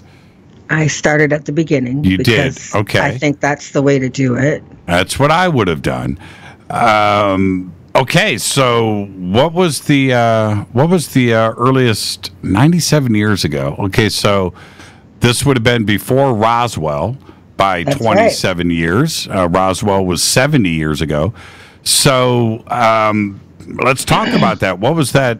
So that would have been, wow, that would have been 1920. Well, in fact, they have their own classic Roswell story. It sounds just like Roswell, except that it's precedes it by several decades. I actually have passed on some of these documents to Opus, so that through our own fund, we can have some of them translated. Also, just saying, I'm not doing it all on my own. But yeah, right from the very beginning, they talk about crashed UFOs. They talk about beings interacting with people. And then later, it sounds very much like any one of our military cover-ups, where the people were silenced and so forth. So just the fact that somebody went to a lot of trouble to get me this. Well, what year did this crash happen and retrieval? That was probably, I'm going to say, in the early 30s. Early 30s, okay. If I remember correctly, I'm going to say like 31 or 32. What part of China? It's called Xi'an. It's at the end of what's referred to as the Silk Road. It's in the vicinity of where I think the Fadernauts would know the Terracotta Army. Mm-hmm. It's right in that area there. And so early 30s, crashed saucer. And retrieved. And retrieved. Lots of witnesses. Yeah, it was outside of the village that it happened. And it looked like, from what I can see, it wasn't a crash, an accident. What do you mean? that they saw it falling from the sky, like out of control. And did they see, I'm trying to think, 1930 China, I'm not so sure about, vehicles and things like that and what the status of the military was. How did they get the craft out of there? Were there reports of that? I don't picture a flatbed in 1930. I don't know, but China has always had a sophisticated military, right back from the time of great emperors. Always, but I don't know. We're talking about 1930 here. 1930, even the United States military was still riding some horses. So, but what I'm trying to picture I mean, sure, there were vehicles. There were, and that's what I'm trying to say. I'm wondering how they got it out of there. If it was on the back of, if they managed to procure a flatbed truck. Some was speculated that some of it was buried. Oh, see, now that's where I'm going with this. Right. Okay. That's now that would make a lot of sense. What about reports of technology or anything that China may, and this is what I find fascinating. And with your research, the United States isn't the only country in the world with the UFO phenomenon. Well, that's an obvious thing to state. But the talk here about us getting, stealth technology or circuit boards or optical fiber and Kevlar and night vision, all of these things that potentially transistors that came out of the Roswell crash, there's that side of it. Well, certainly other countries have had that same thing happen to them. And did China take advantage of any of this tech? I haven't got to anything that would look like that yet, but it's early on. So, I mean, once I get to more recent ones, maybe I'll be able to see if they have some type of technology.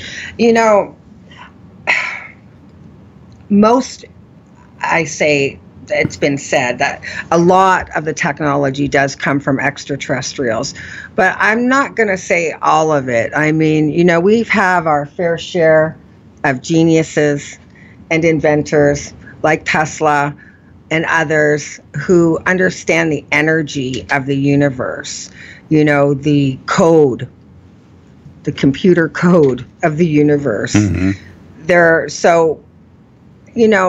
And I think India right now is the world's leading in computer technology.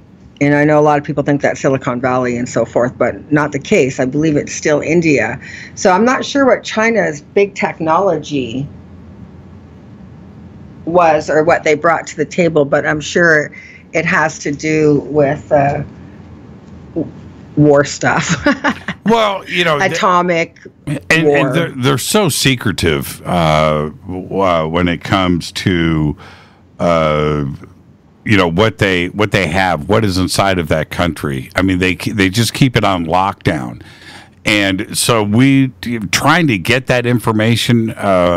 Being here in the West, it's probably would be nearly impossible. And if you were inside of the country and Chinese, a citizen there trying to find this out, it would be difficult because they keep everything on lockdown. They do. You wouldn't think that when you're there. When I was in Shanghai, it's, very advanced. They're extraordinarily wealthy. There's just trillions and trillions of dollars in that country, and the people are wealthy.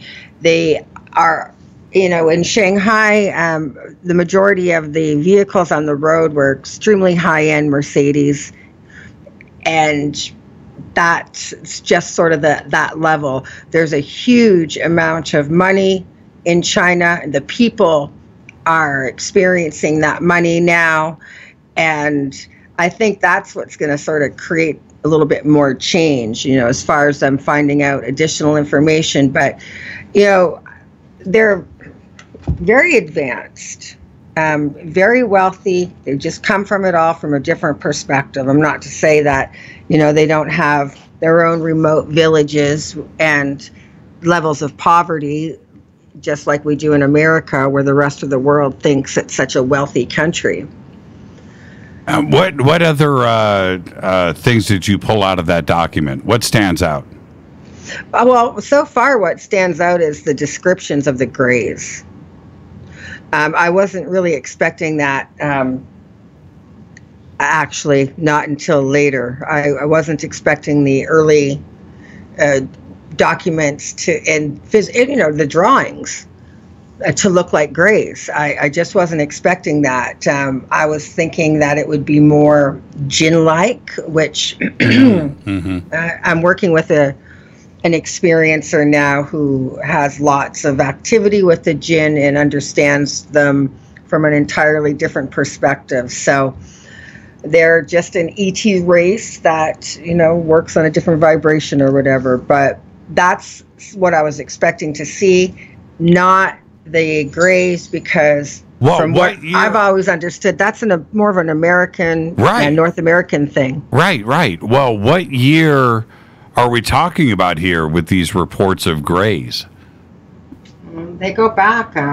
So far every picture, and I can't always read the dates. I do understand certain symbols in Chinese. I recognize numbers. I recognize northeast, south, and west. I can get it a little bit. I can even speak a little, but it's hard in deciphering. But yeah, I can't give you a date without definitively right now because I don't remember. Can't remember how far back. But are we, in a general sense, Laurie, what are we talking about here? Are we talking about reports from, the 1950s talking about grays? And that sounds about.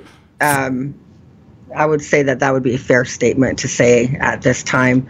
That, during the 1950s, they had their gray alien experience. And it does make me, really question how much government interaction the Gray Federation has, not only with, perhaps our own government or the German government, which that was speculated for a very long time, but perhaps even the Chinese. We don't know who they're trading with. Well, when we look at, and I do this all the time, when I look at reports and research and stories and books, where it's one thing to have somebody from 1990 talk about what they, the statements were made in 1990 or 1991, 1992 about a gray alien from 1947 or 1950 or 1955, but that is a 1990 statement. It's a whole nother thing to have somebody give a statement from 1950 talking about a little gray alien. And if that's indeed what you're sitting on there... Well, it does look like the grays, like I'm saying. These are drawn by the witnesses, and they're very similar to Zetas as well. And just for the record, my own mother... in the year that I was born in 1963, had her experiences which look like Zetas and kind of look like grays. They're basically the same height. The difference is in the shape of the eye socket, though. And these are being drawn by amateurs. So I'm doing my best with it. They look like grays to me. That's what stood out in my mind. I'm kind of shocked by that. It wasn't really what I was expecting because I thought it was this. But my own mom, in her notes, which she had documented her experiences before she gave me up for adoption, of all of the experiences that she had while she was pregnant with me. And the beings that she said she encountered, and I didn't find this out until 5 years ago.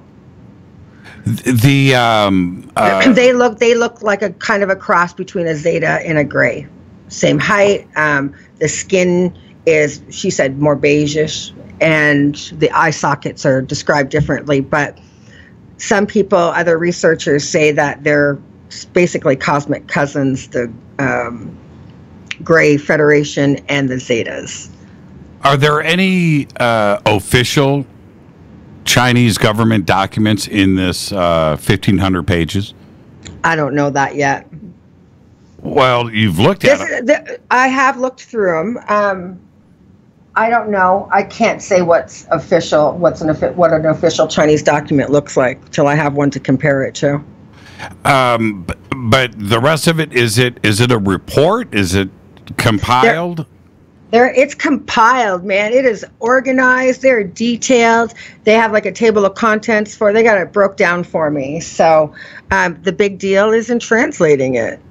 But right now, I'll be honest, I flipped through, and of course I was attracted to the pictures because I want to see what they're drawing, and I can't wait to have the whole document translated into English and then begin to really see what they're trying to say. But it does make me speculate that the Gray Federation has had dealings with most likely the Chinese government, and that's been kept. We know the Chinese space program is far more advanced than ours.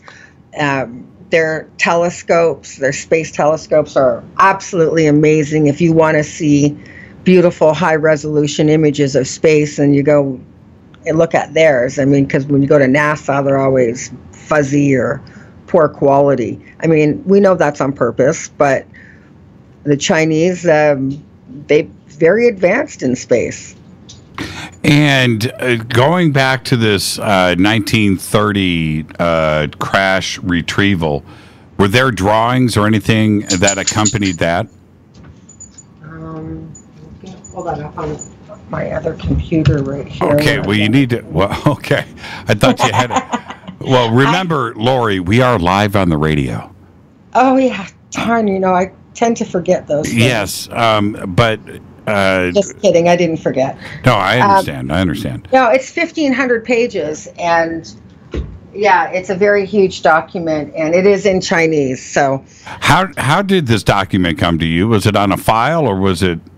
Yeah, it came on a file to me, on a couple of files to me, and he said on his end, he's also having parts of it translated into English for me that he wants me to see. In fact, his hope is that when I'm finished with this, that I'll bring it to the media. He's asked me, his name is Jinping, and it came from Beijing, and he asks that he says his hope is that when I'm finished with it, that I will be able to bring it to the media.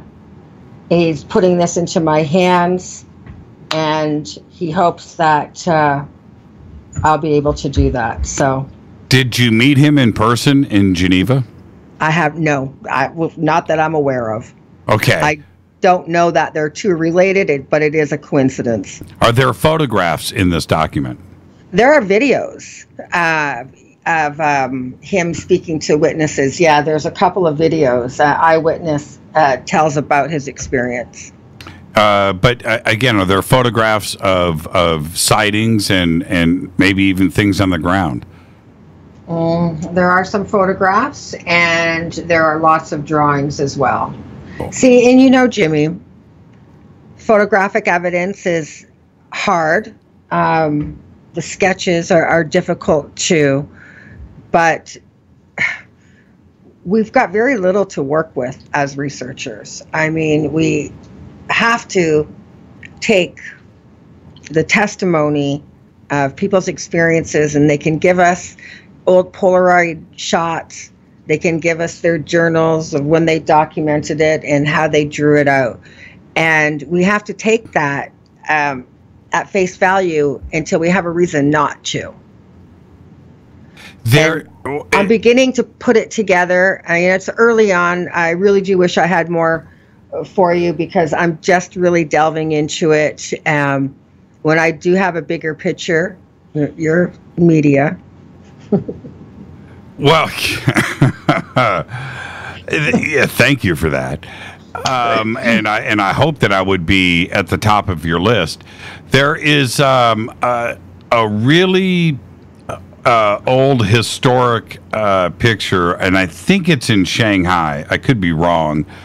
Of a busy street and of everybody pointing, and there's an object at the end of the street between the buildings, and you see the old cars. It's obviously in the early 1900s. I think there's even horses. I'm looking at the picture here. Yeah, there's a horse and buggy right in the middle of it. That's a pretty insane picture. Is that part of this document? Does anybody comment about it, is where I'm going? There are comments on lots of different sightings from different towns and villages, and lots of, so far, lots of different descriptions of craft in the sky. Everything from sort of a classic saucer that we would all imagine as a classic saucer to what looked like more of the long cylinder-shaped ones.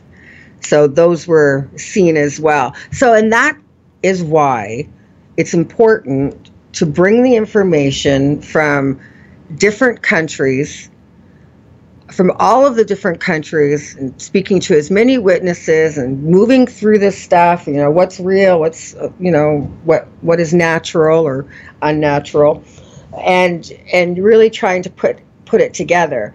And the big picture is starting to look like, you know, they've been here for quite some time, but we're at a point right now where it's sort of up to us to take the next step to initiate what would be an appropriate protocol. And the only way we're going to know how to do that is to learn about the psyche of the extraterrestrials involved.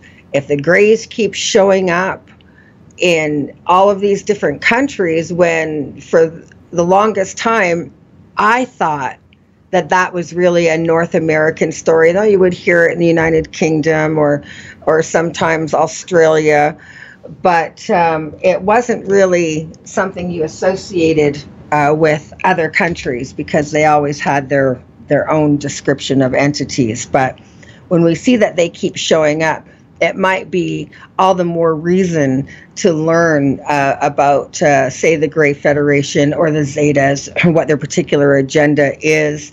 And if we don't know who's talking to who, that's slightly deceptive. I mean, when we're looking at a disclosure and wanting to understand the UFO phenomena, the extraterrestrials themselves are going to have to be involved in that disclosure. And it would have to be done more on a world scale. And I know that you are aware that the UN, probably in 2013, had a meeting, and 13 different countries brought their UFO material to the table, and they shared images from their air forces and so forth. And so, you know, the countries are talking about it, but that's, you know, really looking at it from their perspective, military, and we don't know if that's from a position of defense or not. Right. And I am looking, we've got to take a break right here. I'm looking at this picture. It's from Tianjin, Japan, 1942. Wendell Stevens is the source of this photograph, and I've looked at it so many times. And he gives a pretty complete description on where the picture came from, and it was from a young Japanese student and so forth. But when you look at this picture, some have said that this was a hat that was thrown in the air. I don't see that. It's too large of an object. But this is also 1942, you know, right in the middle of World War II at the time, and China and Japan going at it too as well. And could this have been another classic situation of ET getting involved or monitoring what was going on during World War II? And in this case, clearly over China. It's an amazing photograph. Let's take a break right here. Our guest tonight is Laurie McDonald. We're taking a journey to the east. She just got back from Geneva, a conference sponsored by a Chinese UFO group. And we're going to talk more about that when we come back. I'm your host, Jimmy Church. Stay with us. Hi everybody, this is Rob Halford, the Metal Guard on JimmyChurchRadio.com. This is KGRA Digital Broadcasting Station. Salt Lake City, Utah. Van Buren, Arkansas. Okay, nurse, let's get this man to the ER stat. Right away, doctor. We see this every day. Heart attack or angina pain due to blocked and clogged arteries. Chelation can remove obstructions or blockages from arteries and help avoid painful and expensive surgery. Now there's Angioprim. It's a liquid oral chelation product that you take with juice. You start to feel the results fast. Angioprim increases blood flow all over the body, and that means more energy and strength to take on the day with less aches and pains. 60 years of research has gone into chelation, and Angioprim is the result. A safe and easy way to unblock your veins and arteries from buildup that slow circulation. Paging Dr. Jones. Please report to the emergency room right away. Log on now for a special radio offer from Angioprim. That's angioprim.com/radio. ANGIOPRIM. Angioprim.com/radio or call 877-882-7221. That's 877-882-7221. So, you love talk radio? Then you'll love TalkStreamLive.com. TalkStream Live is always on, 24/7 with the best streaming talk shows. Find your favorite talkers and discover some new ones. It's free, readily available online or on any smartphone or tablet. Finding your favorite talk shows all in one place has gotten a whole lot easier. Just go to TalkStreamLive.com. Be sure to download the free apps from Google Play or the iTunes App Store. Your contact for current news and trending topics. KGRARadio.com. What can I say about the most popular tea on the internet? And what do customers say about Life Change Tea at GetTheTea.com? A lot. But by federal law, we at GetTheTea.com cannot make claims to how this product can enhance your health. We cannot even post our testimonies without being in compliance. So how do we get past the hump? Try our products at GetTheTea.com and see for yourself. You can send us a testimony, but we just can't post it. Bummer. Our products are GMO-free and organic. We pride ourselves in being the best we can be, and we urge you to take charge of your health. We're 11 years strong, and many of our customers have shared their successes with friends and family. Protect your colon. Log on to GetTheTea.com. That's GetTheTea.com. GetTheTea.com. GetTheTea.com. Did you know that when you're on the road with limited data or Wi-Fi available, you can still listen to every minute of Fade to Black by just calling 605-562-4482. No smartphone, app, or internet needed. It saves your data plan and no extra cost if you have unlimited minutes. Just call 605-562-4482. You can listen to me, Jimmy Church, on any phone, anytime, anywhere. Go Beckley Tappy.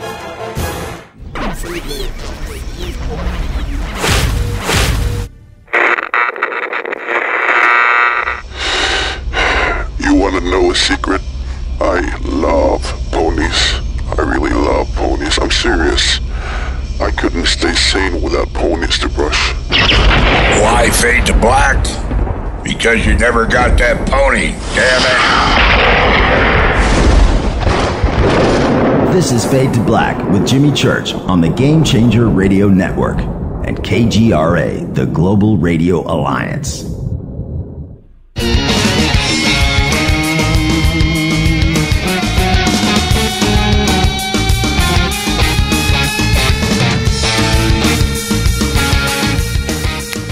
Welcome back, Fade to Black. I'm your host, Jimmy Church.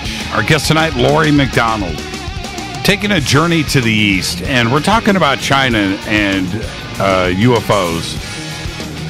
And I'm going to post this picture from 1942 here in a second. But Laurie, last week we had Stephen Bassett on the program, and one of the things, and I don't know if you caught it, but one of the things that he brought up when we were just talking about disclosure right before the break, and what he brought up was, you know, if we don't hurry up and get it done, and continue with disclosure here, somebody else is going to step up and do it, and it could quite possibly be Russia or China, or they may do it together. What do you think about that? I think that many countries have already sort of done that. They've leaked it. out. They're not opposed to admitting UFO involvement with their military, with their Navy, more so than their Air Forces. But I guess Stephen, being the political guy that he is, Steve's probably just thinking from the point of view is that if we don't do it first and somebody else does it, then that world focus or attention is going to be on that country. But, and he's right. China might be the one to do it prior to the United States. I think right now with the struggle for superpower, and superpower comes with super wealth, and they have the solid economy. They can prove it. Whereas, when America was asked to show their gold, they couldn't do it. But just for the record, Jimmy, the sponsors or promoters of the conference in Geneva primarily was Latsu College. It's a Taoist college, and like I said, their interest is really in the spiritual implications and ascension in regards to UFOs. But I just pulled up in China in 1931. I just took, because that's the year I remember I was reading that one of the pages that was translated. I will cross-reference my work later, but I just pulled one up online, and yet, sure enough, the headline is 1931 UFO, mania in China. They said everybody was hot about UFOs in the 1930s. It says, though, in this article that they're not so interested today. I don't believe that that's accurate. I think they're very interested. Okay, stay on the microphone, Laurie. I will. You're wandering. But I think that you hit the nail right on the head, in that the country that does disclose officially, okay, we've got a craft, we made contact, video evidence, and just go, okay, they've been visiting, they're visiting now, and that's it, discussion over. That the worldwide focus is now on that country, no matter who it is. That's right. And that means a major tilt in power. Absolutely. It is and will be the biggest thing in our modern history. It is going to change. It'll be like a new world, actually. Because people will have elevated their consciousness, and with all that attention on one country, can you imagine the focus and energy? Everybody's going to be wanting something from that country because they're the connection to the extraterrestrials. Well, there's that part, which is probably the biggest, but the other part is the technology that they could possess from that, and what information are they sitting on that was given to them from ET, real or not, right? They are now in a position of not only power but dominance because of this. Well, that's true, and this is why it's very important we have some type of psychological makeup and an understanding of an agenda with any extraterrestrial or interdimensional being that's going to come forth and say, hey, look, we know how to manipulate scalar energy, and we can reverse T cells and create a healthy, balanced body. How great is that? So we're going to have that sort of thing in medicine and in infrastructure and in weapons, of course. But how about space travel? That's where an emphasis will be on space travel, how they got there, how far can you go? And this is going to change the world as we know it. For some of us, the world has been changing for a while, and we're right in that transitional period, and something's got to give. And what about China's Area 51? Where is it? Well, that's top secret. Well, it is. It is. I've been trying to get some of my Chinese friends to talk about this, and it's a zone that they simply won't go into. Yeah, but we might be able to process of elimination, find it out. There's a couple of different ways, energy grids of the planet, such as the ley lines. I would imagine that they're close to them, just like our own area, 51 in Nevada, has its own energetic ley lines. And so there are a couple of things, if somebody really wanted to sort of back engineer where they would do that, could begin to narrow it down. But what would that do? I mean, I'm sure that they're being as secretive as they are, and with the amount of money that they have, and their work ethic, I have to say, they really, if they were to be the country that came forward, they for sure, without a doubt, would be the world superpower. But that's not the best reason to divulge the information. I think that the information has to be done where it would serve the purpose of humanity, so that as a whole, we take the next step in understanding that that type of information doesn't have borders. It's for the people, and it has to be looked at from a higher perspective. Are there reports out of China about the government making deals with ET, or in possession of bodies, live or dead?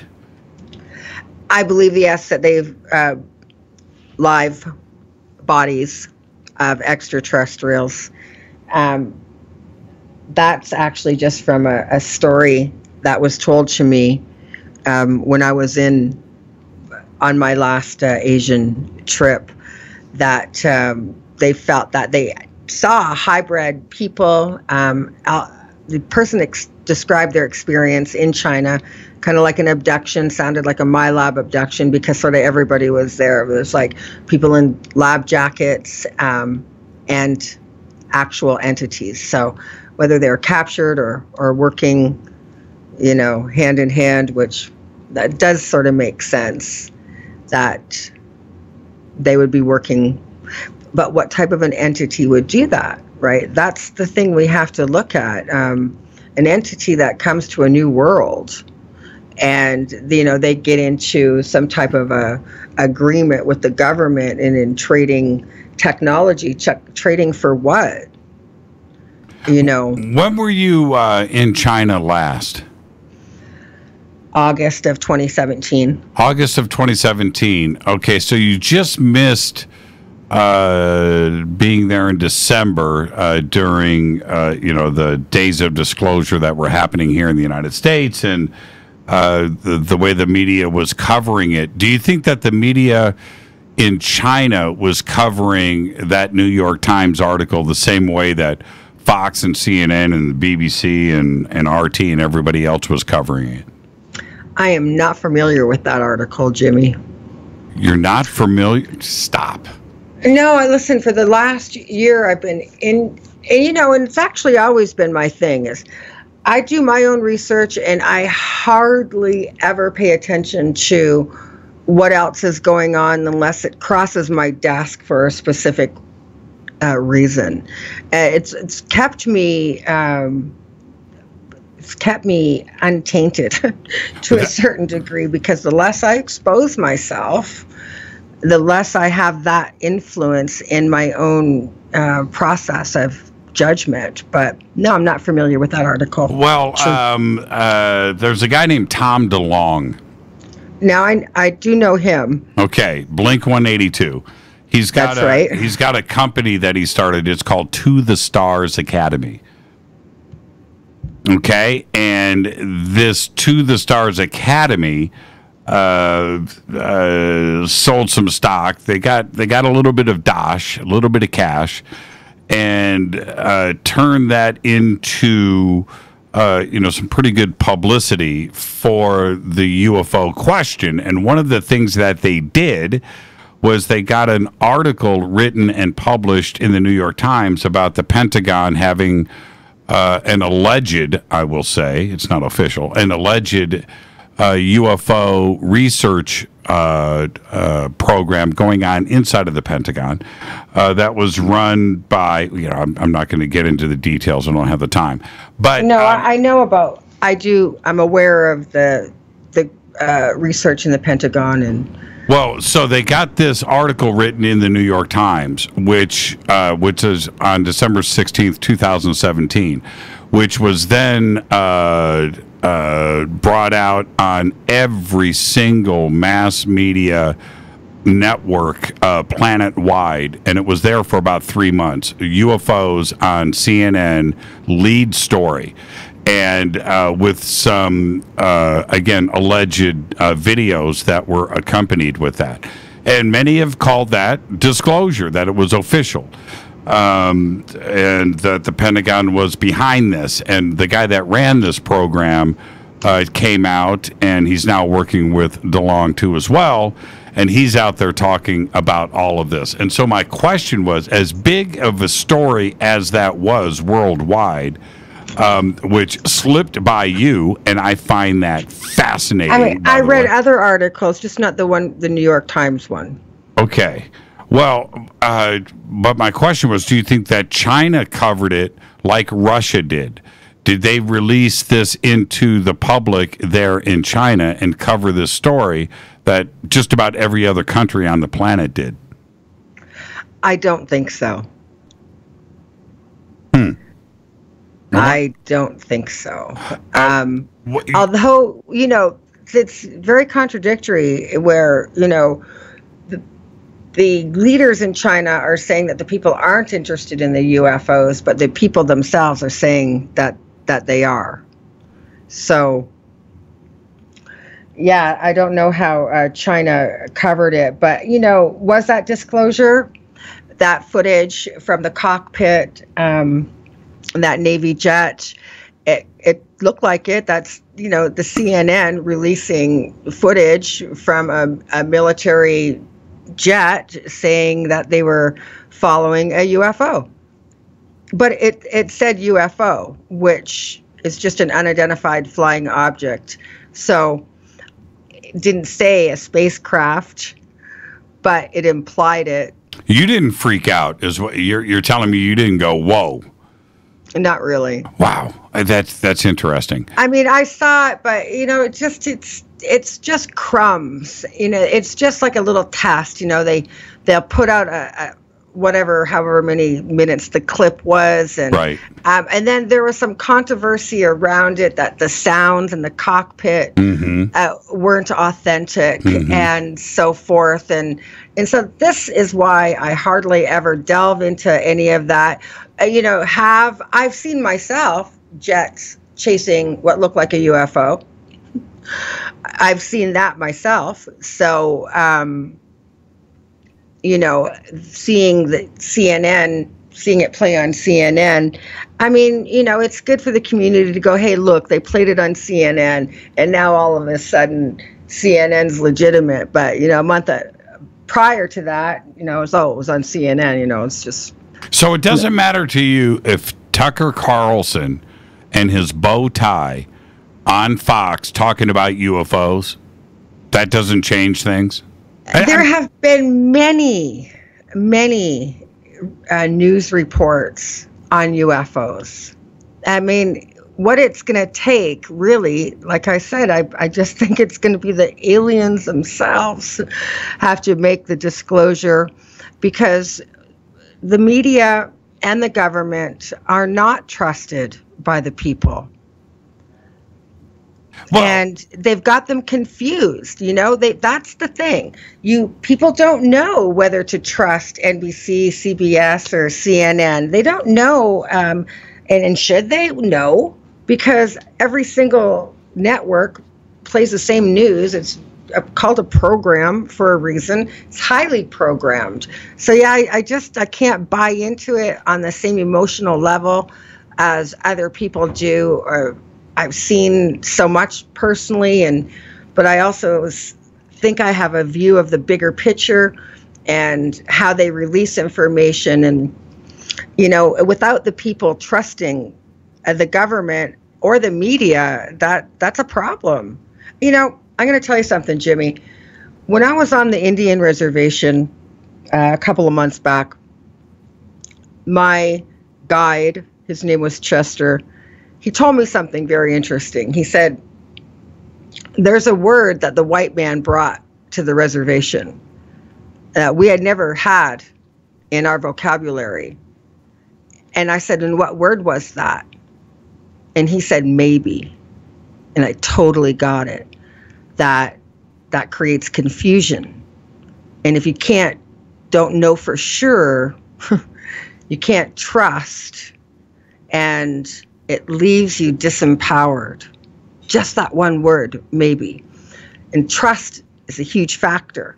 And the people are not trusting the news or the government. And so I'm going to have to take it a little bit higher and begin to tap into our own higher self, begin to trust ourselves, begin to do our own research. Everybody should be doing their own research, checking it out, and seeing how it affects the different bodies of the human.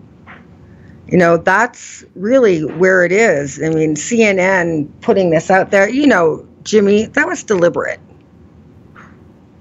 And if they wanted big disclosure, we would have got big disclosure. That was baby disclosure. What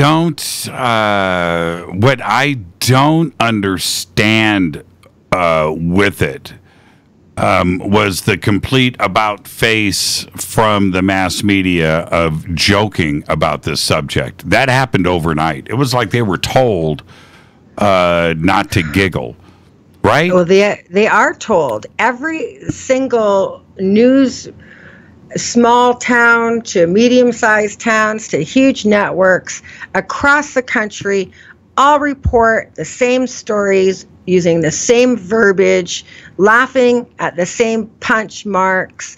It is a program. It's all a program, actually.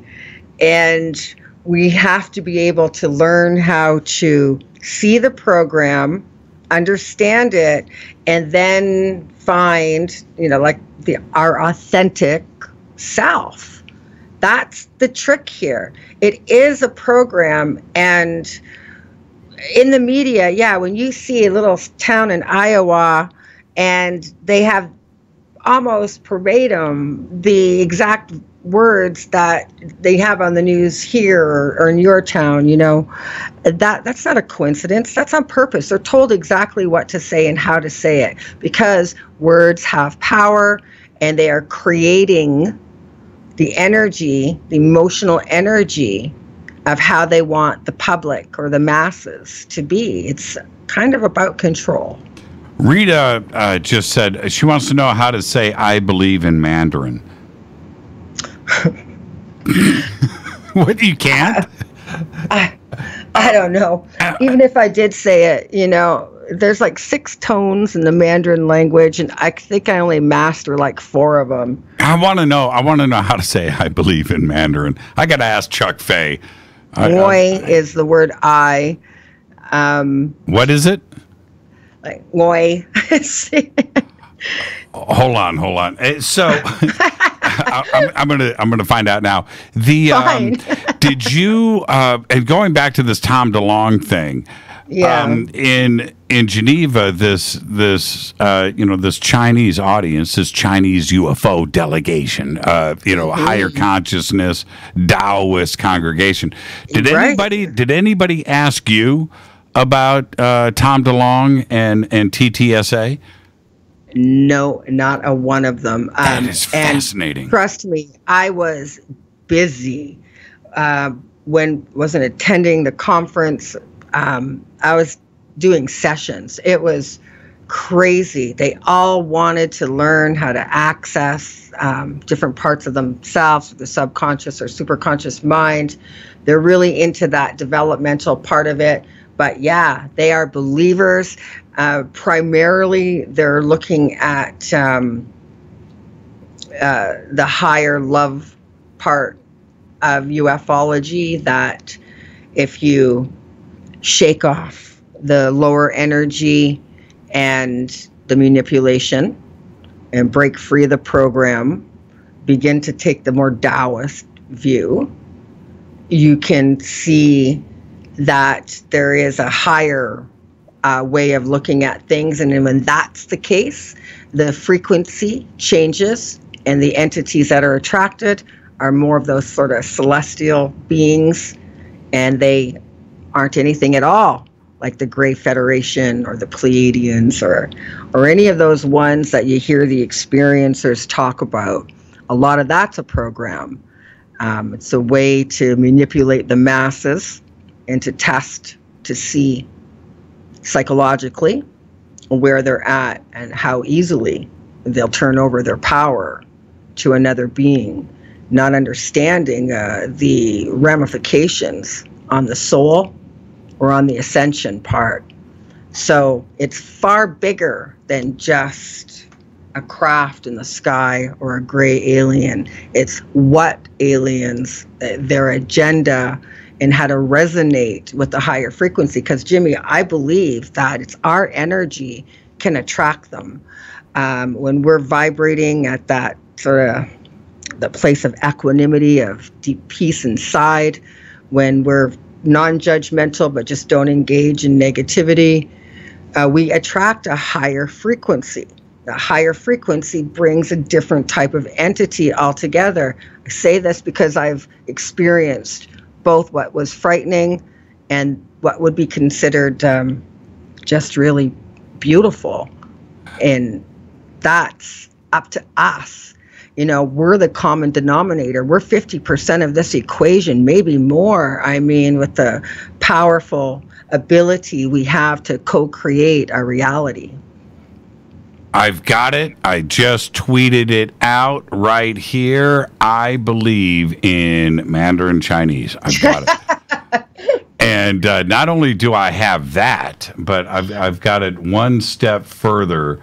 Let me get this out here to the Twitterverse here. This is really, really cool. It's, I'll tell you how to say it here in just a second. It is, are you ready? I'm ready. Wo Jiangjin. Yes. That's it. I've got it right here. I got the whole pronunciation. I've got the Chinese characters. And it's up in Twitter. You need to go check it out. I'm sure it's been retweeted now about 5,000 times. Yeah, I'll find that. I'll have to look hard for Twitter. You know, Twitter's going to be big, Laurie. You know, listen, it's not that. I'm sure it already is. I just, you know, I'm like 5 minutes on social media and then I've lost interest often. So, yeah. Yeah, I think it's a pretty, well, I have issues with a lot of social media. And which is why, you know, OnStellar was created. So now I feel good about things when it comes to social media and OnStellar. I don't like what Facebook has done, not only to this country, but to the rest of the world. I'm feeling more and more uncomfortable with what is going on there. I don't think Facebook is being honest with us. At least with Twitter, you're just doing direct communication. Right? And you're saying it in a very simplified form, and you're not being choked back. You can, you know, whoever your followers are, you do a post and it goes out there too. You do a tweet and it gets out to everybody. And I don't think at this point there doesn't seem to be an agenda, but I think there's an agenda with Facebook. I really there's do. No Facebook in China.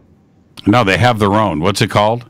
I don't know. I do know that they have their own, but it's called Wo Jingjing. No, I'm just kidding. I have no idea. Xing Xing. I really want to go to China, and I would like to check it out. And the communication that I've had with Chuck Fay about the openness of the UFO question that is there, he's he says that it's better than what we think, but it's not free form. It's not a free for all. You can't go and do whatever you want with it.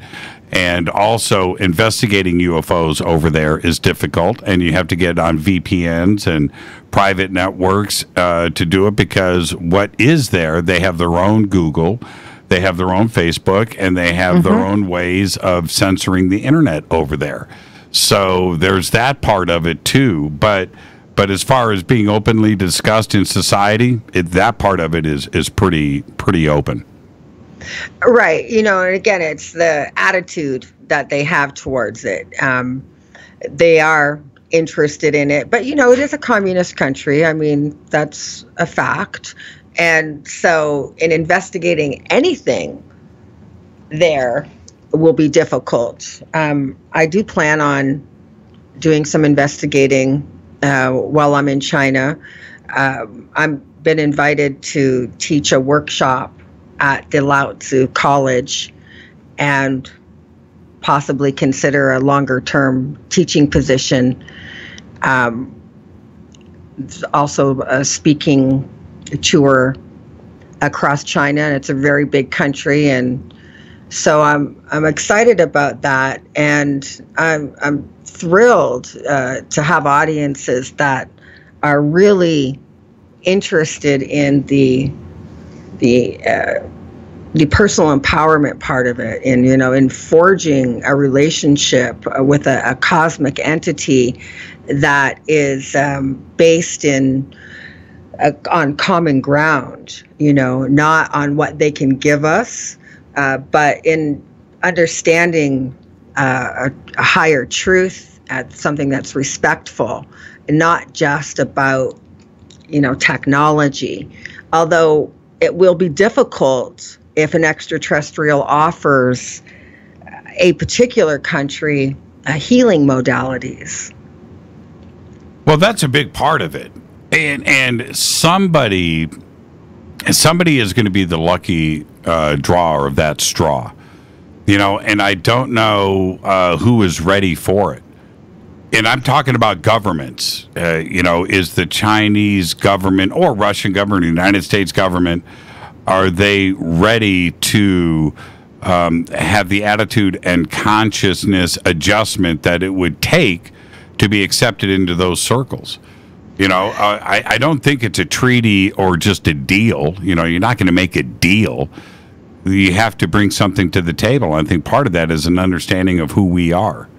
Well, it's self-control. The Chinese people exhibit better self-control than perhaps the Russians or Americans or Canadians. We're easily distracted. We have poor diets. Well, what about Japan? I mean, Japan would be able to bring something to the table. I think that their consciousness has been adjusted. I mean, they small country, though. Yeah. They don't have the numbers. When you look at the numbers and you realize how energy works, if you can get billions of people on board with the same thought, right, with the same openness or receptivity to receiving a higher frequency, if it's explained to them that, and they're already into the meditation part of it, that if they can sort of clear certain blocks in the body, it opens a channel of higher energy that allows a different type of life. I wonder if Chinese television and broadcast, if they have a show based on UFOs, like Ancient Aliens or Hangar 1, the UFO Files. I wonder if they have anything like that in China.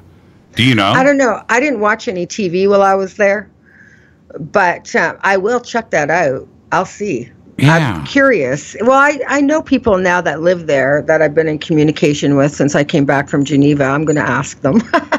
Well, Chuck Fay was over here with his documentary film crew, and he shot not only at Contact in the Desert, but he went all across the western part of the United States and went to many different locations and was shooting. And he lives in Hong Kong. So there you go. I might have met him before. You would know. Yeah. You would know. Sounds familiar. Just look up Chuck Fay, Jimmy Church, and you'll see some pictures of him. Okay. Yeah, very cool guy. It seems like you should have met him. I can tell you this much. We were definitely at the same place at the same time many times. So if you haven't met him, you've definitely seen him. But he's a very talented guy. And I'll tell you one thing that he did do. It'll be up here on Twitter here in a minute. As soon as I mention this. He sent us a picture of himself at the Great Wall wearing a faded black shirt. And very cool. Yeah, so you may have seen that picture float around on Facebook or somewhere else, but that's Chuck Fay wearing the faded black shirt at the Great Wall of China. I have one of those shirts. Yes, you do. And so does Wayne. Yeah. Thank you so much, Laurie. What are you going to do if you go to China for an extended visit? Are you taking Wayne with you? Oh, yeah, absolutely. He's finishing a book on overseas retirement. So, in fact, it would be a great opportunity for him to check that out. And there was one other thing that got away from me. I want to go back before I forget. You said that when you were going through Laos and Cambodia and Vietnam and Thailand, that you were straight vegan, right? Because of the strange meats. Well, what about the strange vegetables? No, I could identify most of them, so that seemed okay. I like tofu, so I was okay eating that. But I did post a menu from Cambodia. I think I was in Siem Reap, and I think the first thing was called inside stuffs. Ew. What? The first item to order it said inside stuffs, like with an S on the end. And I was like, ugh. So it was the insides of something, I don't even know. There is just tongue, and there were fish eyes, there were red ants. They deep fry spiders and eat them. And I was like, oh my goodness. But luckily in Vietnam, they have a lot of French bread. The French definitely left their mark over there. I'll tell you something really funny. Rita and I are always out there, as you know. We're foodies, and so we're always out there, checking out different restaurants and stuff. And there was this one. I'm not going to say what it was, but there's this barbecue place. And we would drive by it all the time, blah, blah, blah, barbecue. And one day we were like, you know what, let's just go check it out, right? So we walk into the restaurant, and they had all these glass cases. And Rita and I'm not making up a word of this, Laurie. Okay, so now I'll be the judge of that. I'm looking in these glass cases for familiar items. Maybe brisket, or maybe ribs, maybe barbecued chicken. I'm looking for these familiar things, and I'm not seeing any of it. Now, it's all full. A big, 20-foot long, I'm not joking, glass cases, heated, with cooked stuff in it, right? And I'm looking, I'm like, well, okay, all right, I'm not feeling it, right?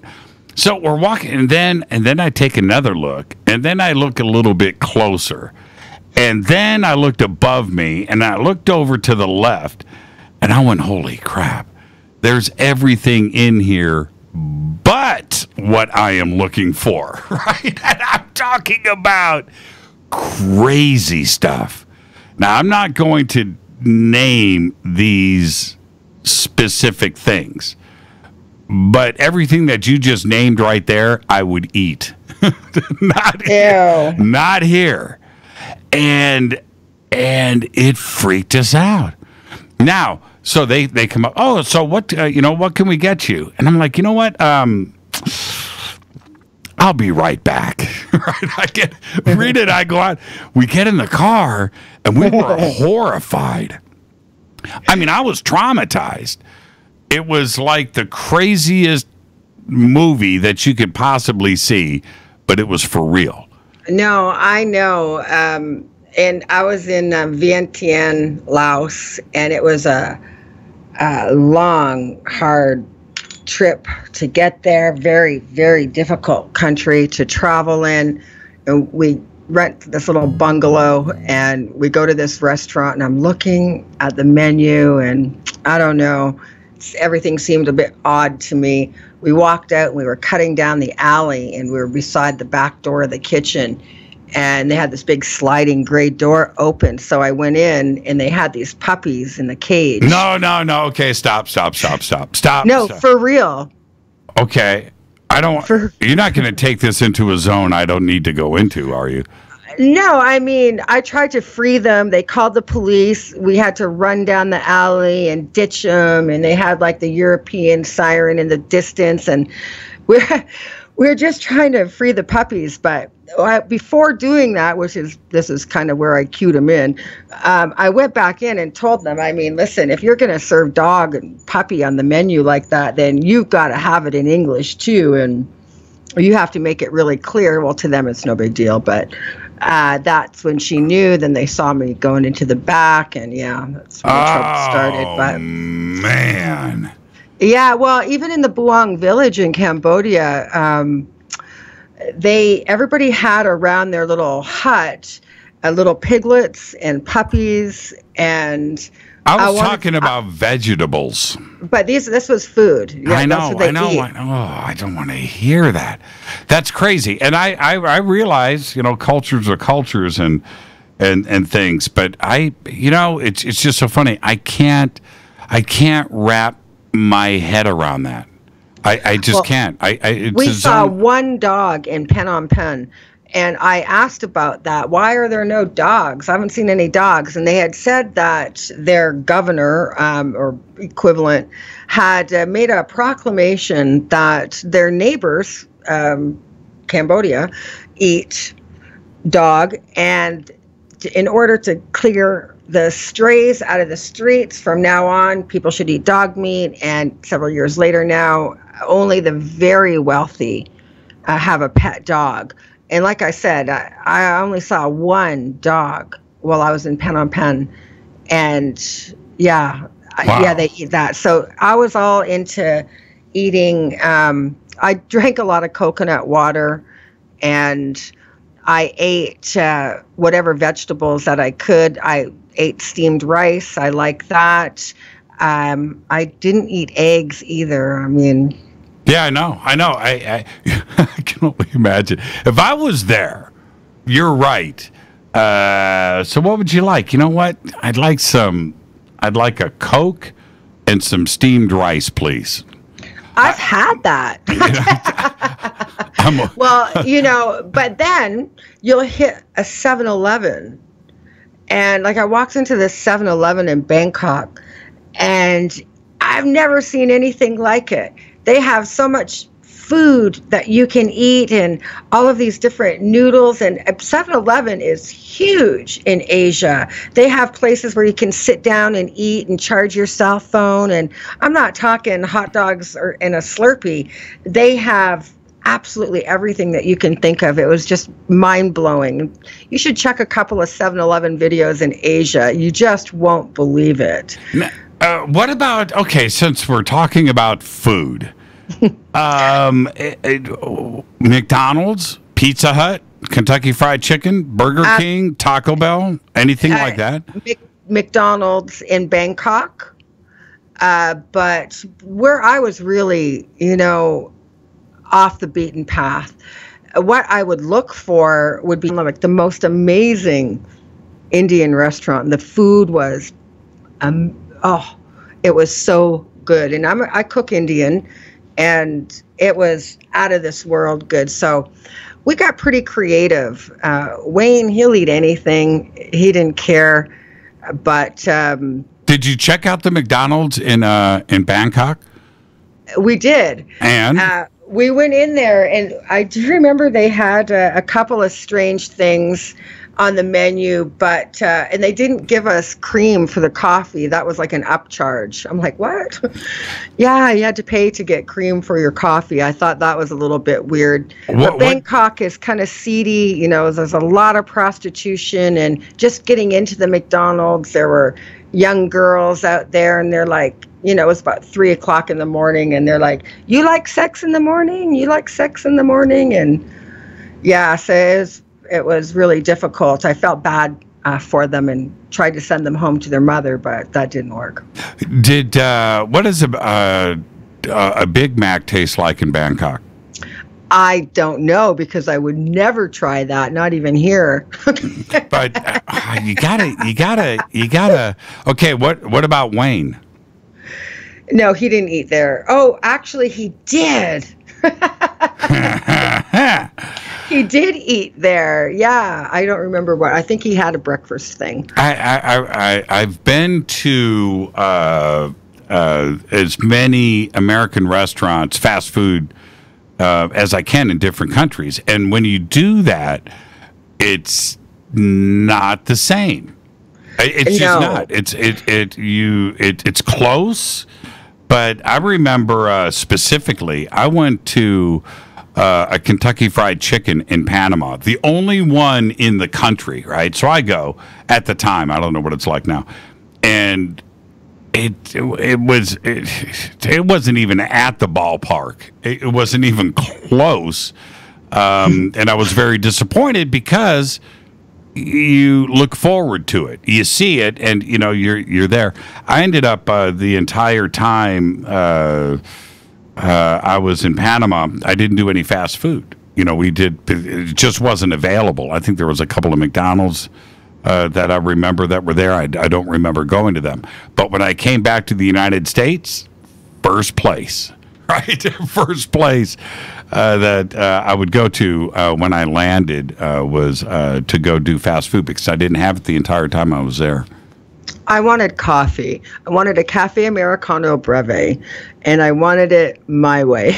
But that's kind of what I missed. I have a little. Man. I mean, I needed a cappuccino, and I mean, I had them. I found some places, but yeah, it just wasn't there. The dairy products were different. Ooh. But I'm adaptable. I made it work. I didn't even think about that. No caffeine.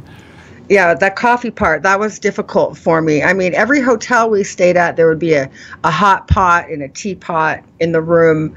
But yeah, the coffee thing was really lacking. And when we did find it, it would be expensive compared to anything else. Like I remember at one of the islands, I think a cappuccino was $6. And I thought that was really funny because our cabana was like 11. Right. Well, you know, so it just didn't make sense. Well, I mean, at a certain point, a $6 cappuccino is a bargain. You know, if you haven't had one for 3 weeks. Of course, I paid it. Right. I could not imagine that. So you saw McDonald's, but no Starbucks in Thailand. No, I think in probably Thailand, maybe one other country, I did see Kentucky Fried Chicken, but had no desire to go there. In the 9th grade and in the 10th grade, I worked at Kentucky Fried Chicken, and okay, I'm chickened out. Okay, well, I'm hip to that, but the thought of going to another country and struggling because I've got to do coffee all day long. You know this. Yeah, and if I took coffee out of my diet for 24 hours, you would not want to be around me. Well, you know, I struggled with a few things. You know, Wi-Fi connections sometimes were difficult. I did spend some time teaching math and English to girls. I would go back and definitely do that again. We have 2 trips coming up other than the China trip. We're going to India, and wanting to go to the ashram in Trivandrum, which is in the south of India in the province of Kerala, right, where a UFO was discovered in the ashram. Section B of the UFO of the ashram had been closed off for about 100 years. They dug it open, and they say there's a UFO there. You say things like that. I want to go myself. All right, I want to go there, check it out, and see. And so India is there, but for lots of reasons, because I'd like to also compare the ancient Vedas to modern day ufology. I think there's a lot of clues there that can help us. Can you take coffee with you? And you're I travel with a cappuccino machine. When I was at Contact in the Desert the year before last, sorry I couldn't make it last year, and I sent them a very sorry letter. But I traveled with a cappuccino machine. I had it plugged in my room. I take my cappuccino machine wherever I go, so I totally get it. Right. Oh man, I just couldn't hang. I couldn't hang. Laurie, thank you so much. What have you got going on now? Are you speaking anywhere here in the United States? Oh, aren't you doing a new TV show too? Yeah, we have a filming of a documentary coming up on the 4th of August. They're kind of looking at me in the work that I do as a researcher and a hypnotherapist. So they'll be filming a Skywatch. And we'll set our intention and see if we can't have a UFO manifest. Then they'll be filming a regression session with an abductee, and have the most remarkable abductee, an older retired gentleman who kept very good records of his experiences. And so I'm excited to regress him for the show. We'll see where it goes. We're looking at another documentary as well, basically along the same lines. Apparently there's a lot of interest in this right now, and not just the phenomena, but ways to take the next step and the regression aspect. I did find that in China they were very into the hypnosis part. Yeah, fascinating. Well, I can't wait to get you back on the show. I don't know when I am going to see you again, but I will look forward to that, and we will break bread, you, Rita, Wayne, and I. And until then, just be safe. Thank you. You too, Jimmy. Thank you, Laurie, and all the best. Great conversation tonight, and I went right through a commercial break, so I'm going to go back and pick that up so I can pay the bills. But I do want everybody to go and visit TrueYouHypnotherapy.com. The links are at JimmyChurchRadio.com. And if you are in Northern California, the Sacramento area, and you want to reach out to Laurie, it's very simple. TrueYouHypnotherapy.com. Fascinating conversation tonight. I got to get this commercial break in, and I'll be right back. Stay with me.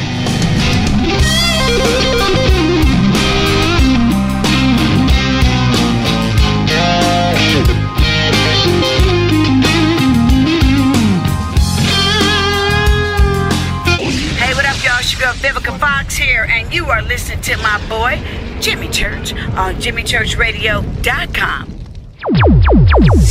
Despite popular opinion, reading a book will not make you smarter. But listening to Jimmy Church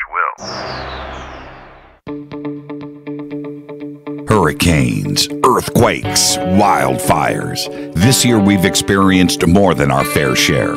This is Jimmy Church of Fade to Black, and last month I decided to make sure my family does not have to worry about food should we get caught in a real emergency situation.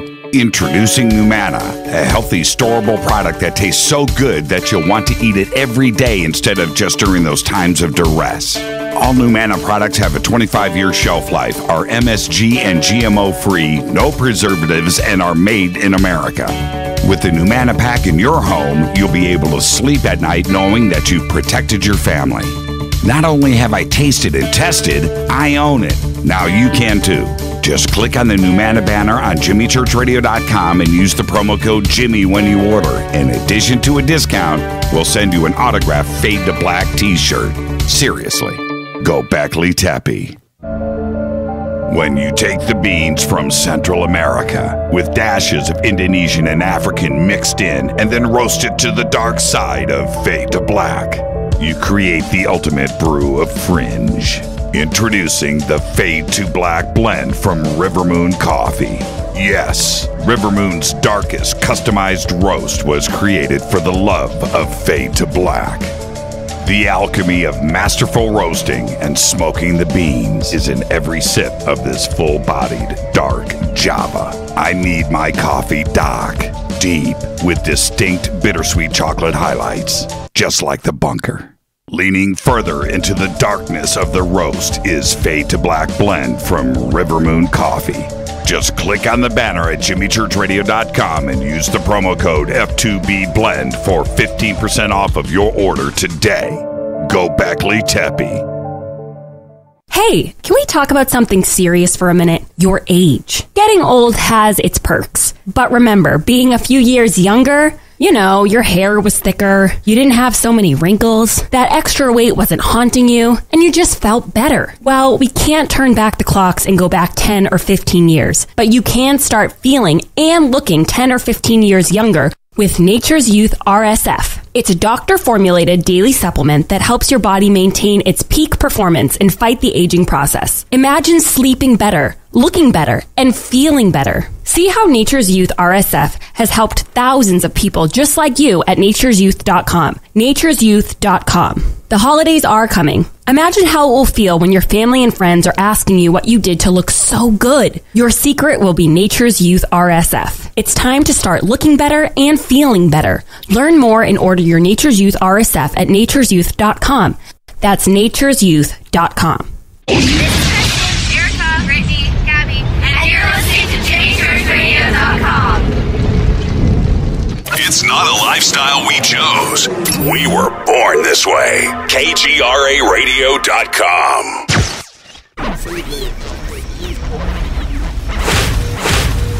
This is KJCR at JimmyChurchRadio.com.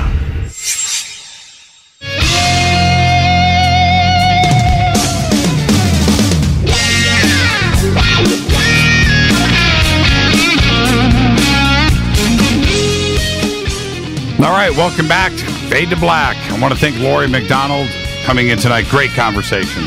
Always amazing when she's on the show. And before I get out of here tonight, I want to remind everybody to sign up for our Soul Tech gathering at ECETI Ranch this August 9th through the 12th. Just go to soultechgathering.com. Now, we have and I'm going to let you know right now, we just have 20 tickets left. That's it. That's it. There are 20 weekend passes left, and you just go to soultechgathering.com. We are going to have James Gilliland there. We're going to have Jason Quitt speaking, Matthew Ryan, Michaela Sheldon, Teresa Yanaris, Holly Marie, Mary Gabrielle, John Lund, Dana Harvey, Billy Carson, Laura Cantu, and Christine Contini. We are going to be teaching all weekend. We've got lots of great music and entertainment planned. We've got the most amazing catering planned. We've got a party on Sunday night that we are going to do. We're going to be sky watching every single night. And there's everything else that comes with ECETI Ranch. And I hope that when you go up there that you will get your keys and jewelry borrowed by the fairies, and you can go and experience all of this yourselves. It is just an absolutely magical place, and it's very simple. soultechgathering.com. And when I got the notice today that we only had 20 tickets left, it kind of caught me by surprise. I knew that we were very close to selling out, if not selling out, but that's it. That's it. Probably by tomorrow night, they're going to be gone. So don't waste any time. Today is the 17th, and it's just 3 weeks away. So there you go. I'm going to get out of here. I want to thank Laurie McDonald again for the amazing conversation tonight. This has been Fade to Black. I can't believe it. Episode 889. Oh, man, it is right here. Tomorrow night on Fade to Black, Are you ready? Justin Benson and Aaron Moorhead, directors and creators of the film The Endless, will be here with this tomorrow night. Fade to Black's executive producer is Rita Camarion. Show is produced by Hill J. Palm, Renee, Dennis, and Bob. Announcers are Steve Harder, Gene Vitoa, Mark D. Kovar. Webmaster is Drew the Geek. Music, Doug Aldrich. Intro, Spaceboy, spaceboymusic.com. Fade to Black is produced by KJCR for the Game Changer Network, and syndication is KGRA, The Planet. This broadcast owned and copyrighted 2018 by Fade to Black and the Game Changer Network. It cannot be rebroadcast, downloaded, copied, or used anywhere in the known universe without written permission from Fade to Black or the Game Changer Network. I'm your host, Jimmy Church. You can follow me on Twitter at JChurchRadio. Until tomorrow night, the film Endless, right here. I want everybody to be safe. Go Beckley Tappy.